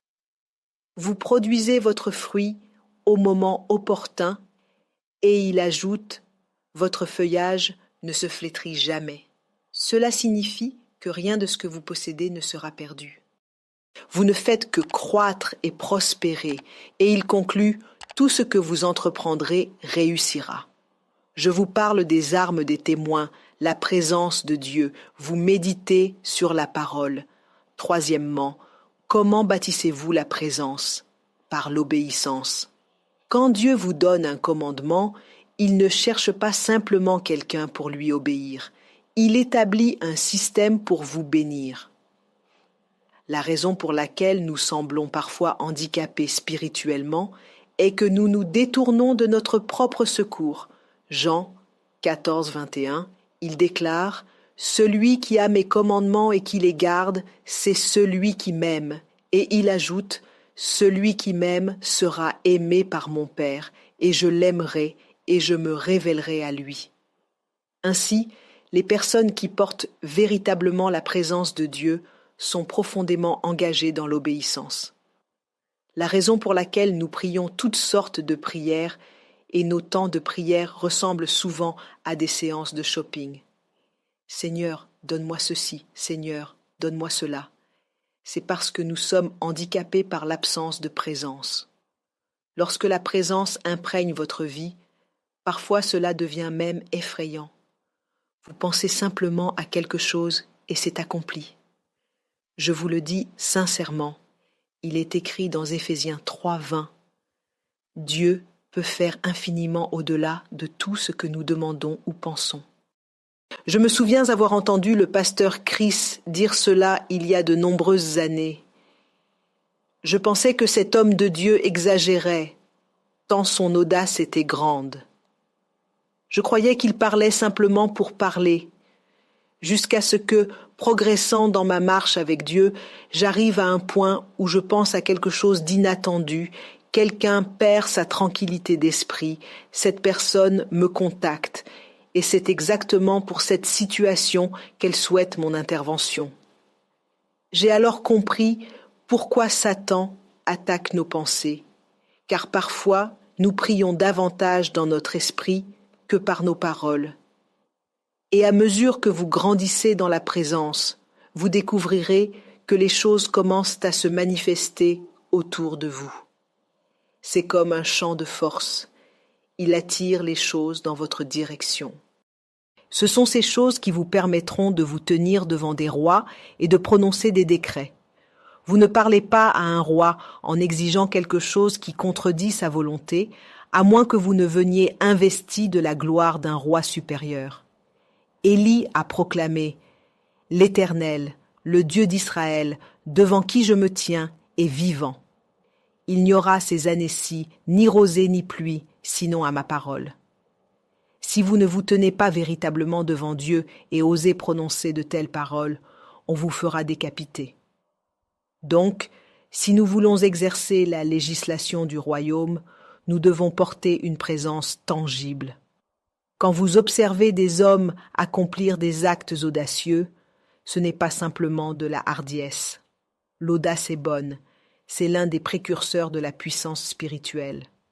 Mais, au-delà de cela, assurez-vous de porter des dimensions tangibles de la présence divine. Et ce n'est pas que la présence soit absente. Elle a simplement besoin d'être cultivée. Elle est déjà en vous puisque vous faites partie de l'Église. Et Christ vit en vous. Mais elle doit être cultivée, et l'une des méthodes pour la cultiver est l'obéissance. Quatrièmement, comment cultivez-vous la présence de Dieu? En maintenant un cœur d'humilité. Ésaïe 66, 2 déclare « Voici sur qui je porterai mes regards, sur celui qui souffre et qui a l'esprit abattu, sur celui qui tremble à ma parole. » Psaume 51, 17. Les sacrifices agréables à Dieu, c'est un esprit brisé, un cœur brisé et contrit. Ô Dieu, tu ne le dédaignes pas. Jacques 4, 6. Dieu résiste aux orgueilleux, mais il fait grâce aux humbles. Il attire les humbles plus près de lui et les fortifie. Quand Satan vient vous séduire et vous incite à penser et agir avec orgueil, il vous dépouille de votre arme la plus puissante. Vous ne perdez rien en étant humble, vous gagnez tout. En réalité, lorsque vous êtes véritablement grand, la seule façon de porter cette grandeur avec dignité est à travers l'humilité. Ainsi, quand Dieu trouve une personne humble, il se déverse entièrement sur elle. Gloire à Dieu! Nos réactions sont diverses. Certains d'entre vous reçoivent des instructions pendant que je parle, d'autres reçoivent des directions précises, d'autres encore sont terrassés sous l'onction, mais restez concentrés sur ce que Dieu accomplit en vous. Louez Dieu. Cinquièmement, comment bâtissez-vous la présence? Par la communion fraternelle. Quand nous nous réunissons comme maintenant, nous activons quelque chose de puissant. Matthieu 18, verset 20. Il affirme « Car là où 2 ou 3 sont assemblés en mon nom, je suis au milieu d'eux. » C'est pourquoi rien ne devrait vous amener à vous irriter et à quitter le peuple de Dieu. Je disais hier à Manchester que je n'ai jamais vu quelqu'un qui, offensé, a quitté le peuple de Dieu et s'est amélioré par la suite. Aussi puissant que soit le lion, il se déplace en groupe. Peu importe à quel point un morceau de bois est brûlant, retirez-le du foyer, donnez-lui un peu de temps, et il s'éteindra. Il y a quelque chose que nous puisons les uns des autres. Proverbe 27, 17. Le fer aiguise le fer. Ainsi un homme aiguise la physionomie de son ami. L'Église n'est pas encore parfaite, elle est en cours de perfectionnement. Donc quand vous rencontrez des personnes qui ne sont pas encore perfectionnées, ne blâmez pas l'Église entière. Comprenez simplement qu'elles n'ont pas encore atteint la maturité. Et au lieu de vous offenser, vous qui comprenez mieux, priez pour elles. La Bible enseigne que nous qui sommes forts devons supporter les faiblesses des faibles. Et si vous êtes dans un lieu où vous ne pouvez plus demeurer, attendez que Dieu vous dirige vers une autre assemblée. Ne vous isolez pas. Vous deviendriez une proie facile. Ne réalisez-vous pas que pendant tout ce temps où vous venez prier, Satan vous observe. Toutes les semences que vous semez, il les surveille. Le jour où vous vous mettez en colère et partez, ce jour-là, Satan ramènera tous les problèmes que vous aviez vaincus. Il vous les rapportera. Donc, avant de vous offenser et de partir, souvenez-vous des démons que vous chassiez, souvenez-vous de vos prières efficaces. J'ai connu quelqu'un qui s'est fâché contre l'Église et l'a quittée. Maintenant, il porte des dreadlocks, des boucles d'oreilles, et il est devenu humaniste. Rien de mal avec votre style capillaire, choisissez celui que vous préférez, mais cet homme est maintenant un humaniste. Savez-vous qui il est devenu? Il posait récemment cette question. Est-ce Dieu qui a créé l'homme ou l'homme qui a créé Dieu? Il se considère sage maintenant. Il est devenu un penseur profond. Il est en réalité perdu spirituellement. Je ne prétends pas que tout le monde est parfait. Même les pasteurs peuvent commettre des erreurs. Mais je vous rappelle que vous n'êtes pas allé à l'église pour rejoindre une organisation. Vous y êtes allé parce que vous faites partie de la famille de Dieu. Votre focus doit rester sur Jésus. Car par tous les moyens nécessaires, vous devez porter la présence de Dieu. Vous en avez un besoin vital. Et donc, tout ce qui suscite cette présence, vous devez l'embrasser et le conserver précieusement, car votre vie même en dépend. Oh, quelle beauté que la vie d'une personne qui porte la présence de Dieu! Voyez-vous, certaines de ces choses que je partage ici, si vous les expérimentez, vous vous assiérez et déclarerez « Véritablement, l'Éternel est bon ». Je vous le dis en toute sincérité. Savez-vous ce qu'il a proclamé dans le psaume 133 à partir du verset 1? Il a dit « Voici, oh, qu'il est agréable, qu'il est doux pour des frères de demeurer ensemble dans l'unité. » Il compare cela à l'huile précieuse qui, répandue sur la tête d'Aaron, descend sur sa barbe, puis sur ses vêtements. Ainsi, votre vie devient comme un canal qui conduit les onctions divines. Vous réaliserez que vous ne possédez pas personnellement telle onction spécifique, mais lorsqu'un besoin se présente, cette onction coulera à travers vous, et vous vous demanderez alors « Depuis quand ai-je l'onction pour guérir les paralytiques ?» Vous êtes membre de l'Ecclésia. L'huile coule là où elle est nécessaire. Quand ai-je commencé à opérer dans le don de paroles de connaissance? Ce qui repose sur la tête d'Aaron, une technologie spirituelle le rend disponible jusqu'au bord de son vêtement. C'est l'Ecclésia. Ainsi, vous arrivez dans un lieu où l'on a besoin de paroles de connaissance, et vous commencez simplement à la manifester. En repartant, vous vous interrogez « Possédais-je vraiment ce don ?» Non, vous ne l'aviez pas personnellement, mais vous êtes connecté à un corps qui le possède. Quelqu'un a besoin de conseils, et soudain vous entrez dans la dimension de la parole de sagesse. Vous commencez à donner des conseils qui s'appliquent sur 5 années, comme si vous viviez déjà dans le futur.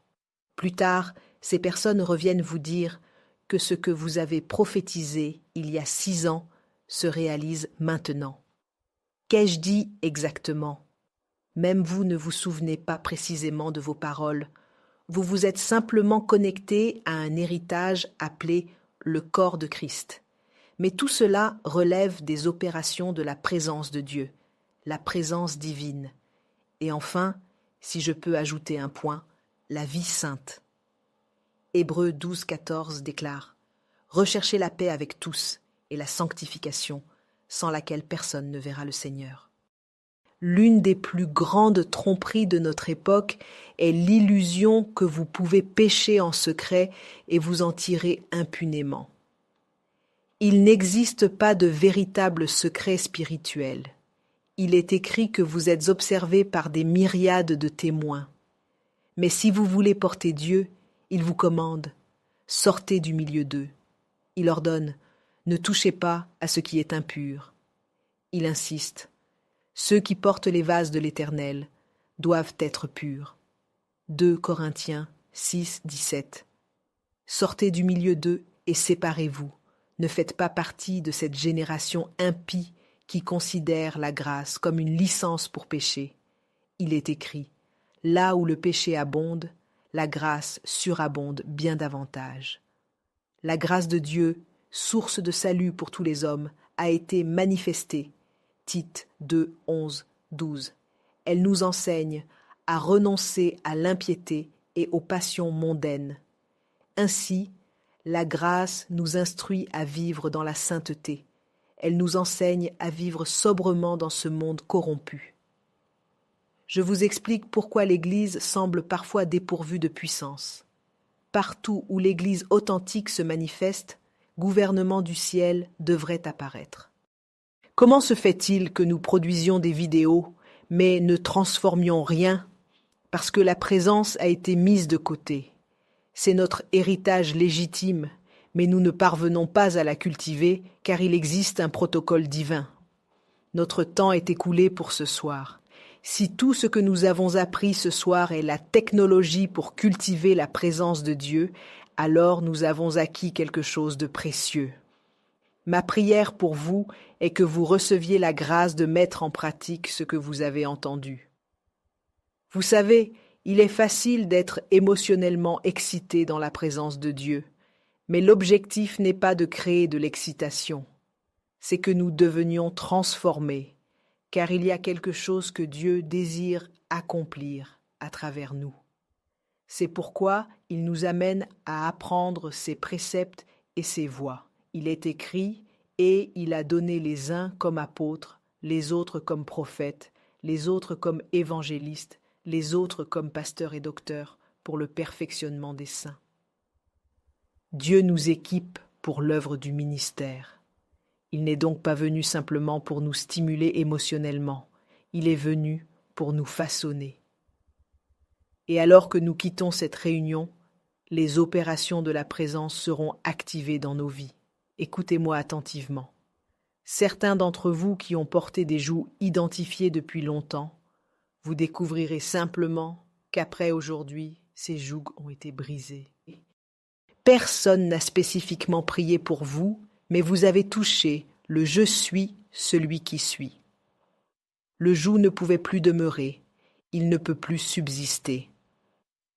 Certains d'entre vous qui ont subi des attaques constantes pendant un certain temps, vous constaterez simplement que ces attaques ont cessé, car lorsque l'ennemi arrive comme un fleuve, l'Esprit de l'Éternel dresse un étendard contre lui. Vos adversaires ne comprendront pas ce qui se passe. Quand ils tenteront de s'approcher, ils verront une haie de feu autour de vous et ils s'étonneront. Que se passe-t-il? Vous êtes passé à des dimensions supérieures.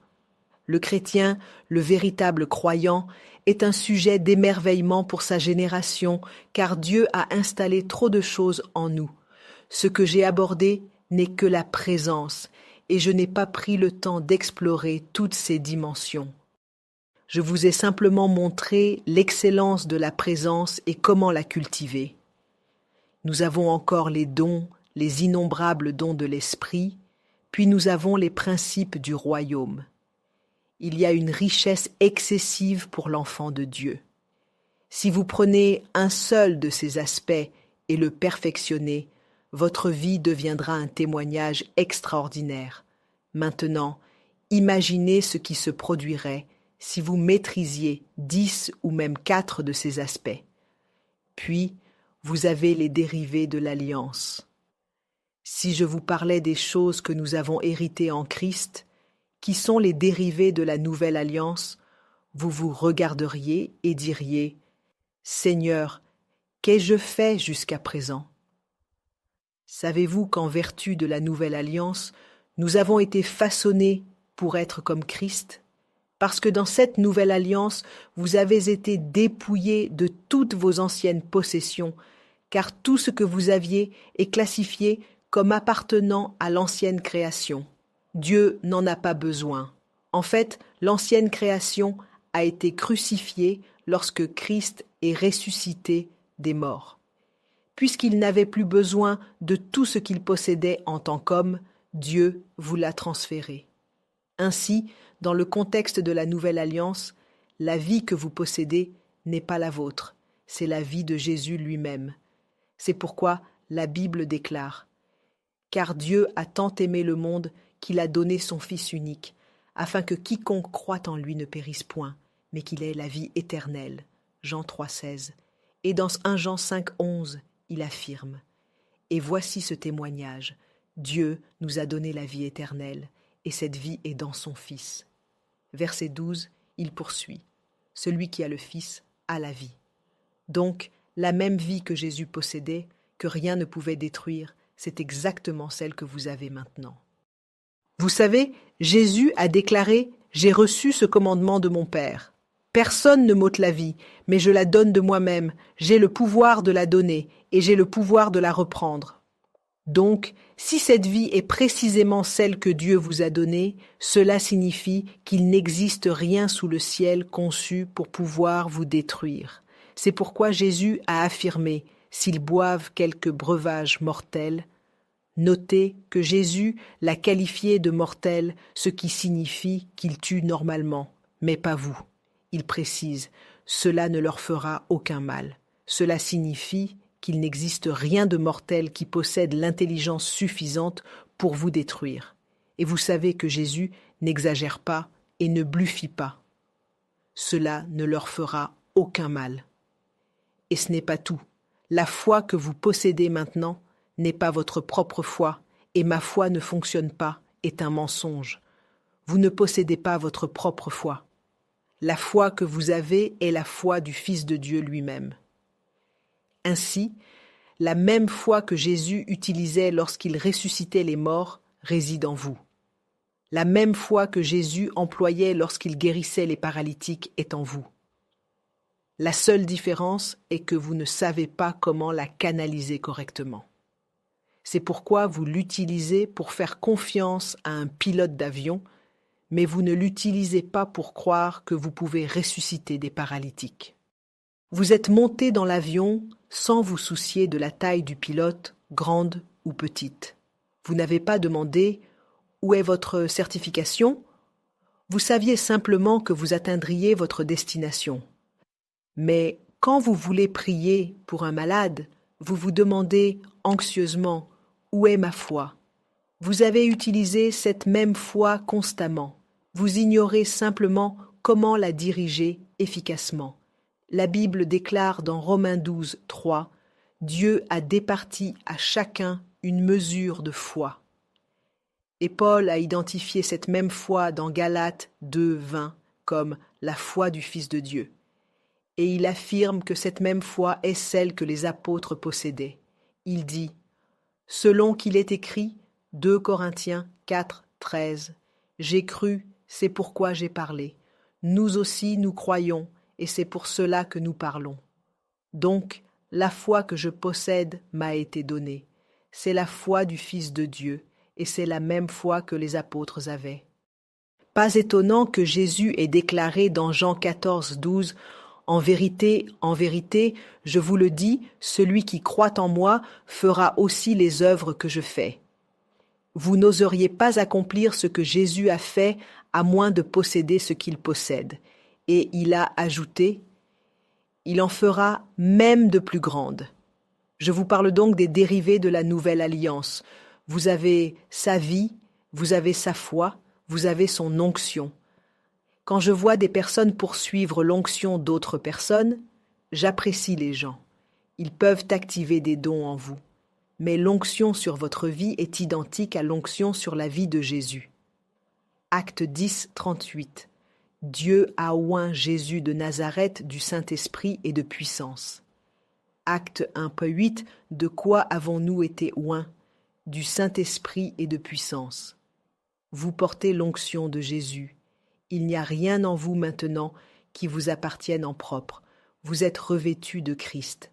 C'est pourquoi la Bible affirme que quiconque est né de nouveau a revêtu le Seigneur Jésus. Vous êtes donc vêtus de Jésus lui-même. Quand Satan vous observe, il ne vous reconnaît pas jusqu'à ce que vous vous identifiez. Et vous vous identifiez lorsque vous dites « mon mal de tête, mon cancer, mon échec ».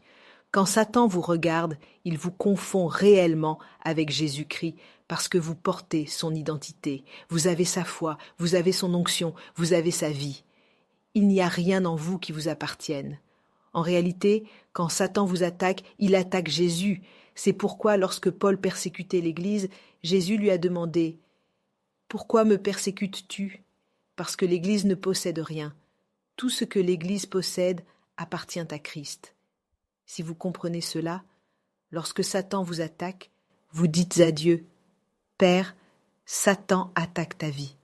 Fais quelque chose à ce sujet. » On vous dit « Votre rein est sur le point de défaillir. » Vous répondez « Ah, Père, ce que ta vie maintient ici est attaqué.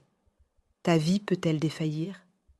Puis, vous ordonnez au rein « Comporte-toi correctement. » Et vous poursuivez vos activités normales. Les armes de l'Ecclésia, nous avons la présence de Dieu, nous avons les dons de Dieu, nous avons les principes de Dieu et nous avons les dérivés de la nouvelle alliance. La grandeur n'est plus un sujet de prière. Vous proclamez simplement « Si vous vous humiliez, vous serez élevé. » C'est tout. Donc, l'Église ne prie pas pour obtenir la grandeur. Il existe un principe pour la grandeur. Humiliez-vous et vous serez élevés. C'est tout. C'est l'essentiel concernant la grandeur. Avoir davantage n'est pas un sujet de prière.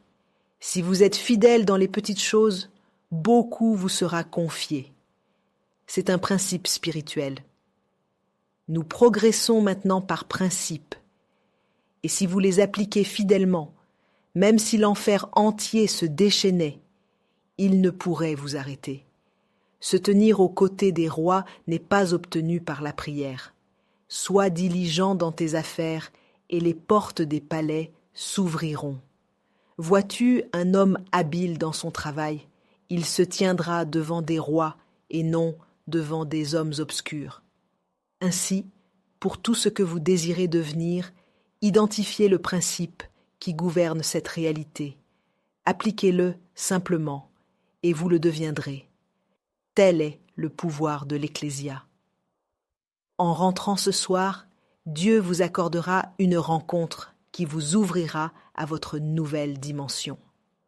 En rentrant ce soir, tout dans votre vie qui a rendu impossible votre témoignage sera déraciné complètement au nom de Jésus. Et en rentrant ce soir, tout ce qui menace votre existence avant même que vous ne reveniez ici demain aura été anéanti. Les hommes destinés à porter la gloire de Dieu se manifesteront et l'on dira de vous, vous êtes un signe et un prodige. Qu'il en soit ainsi écrit, qu'il en soit ainsi établi au précieux nom de Jésus. Offrez à l'Éternel une acclamation retentissante.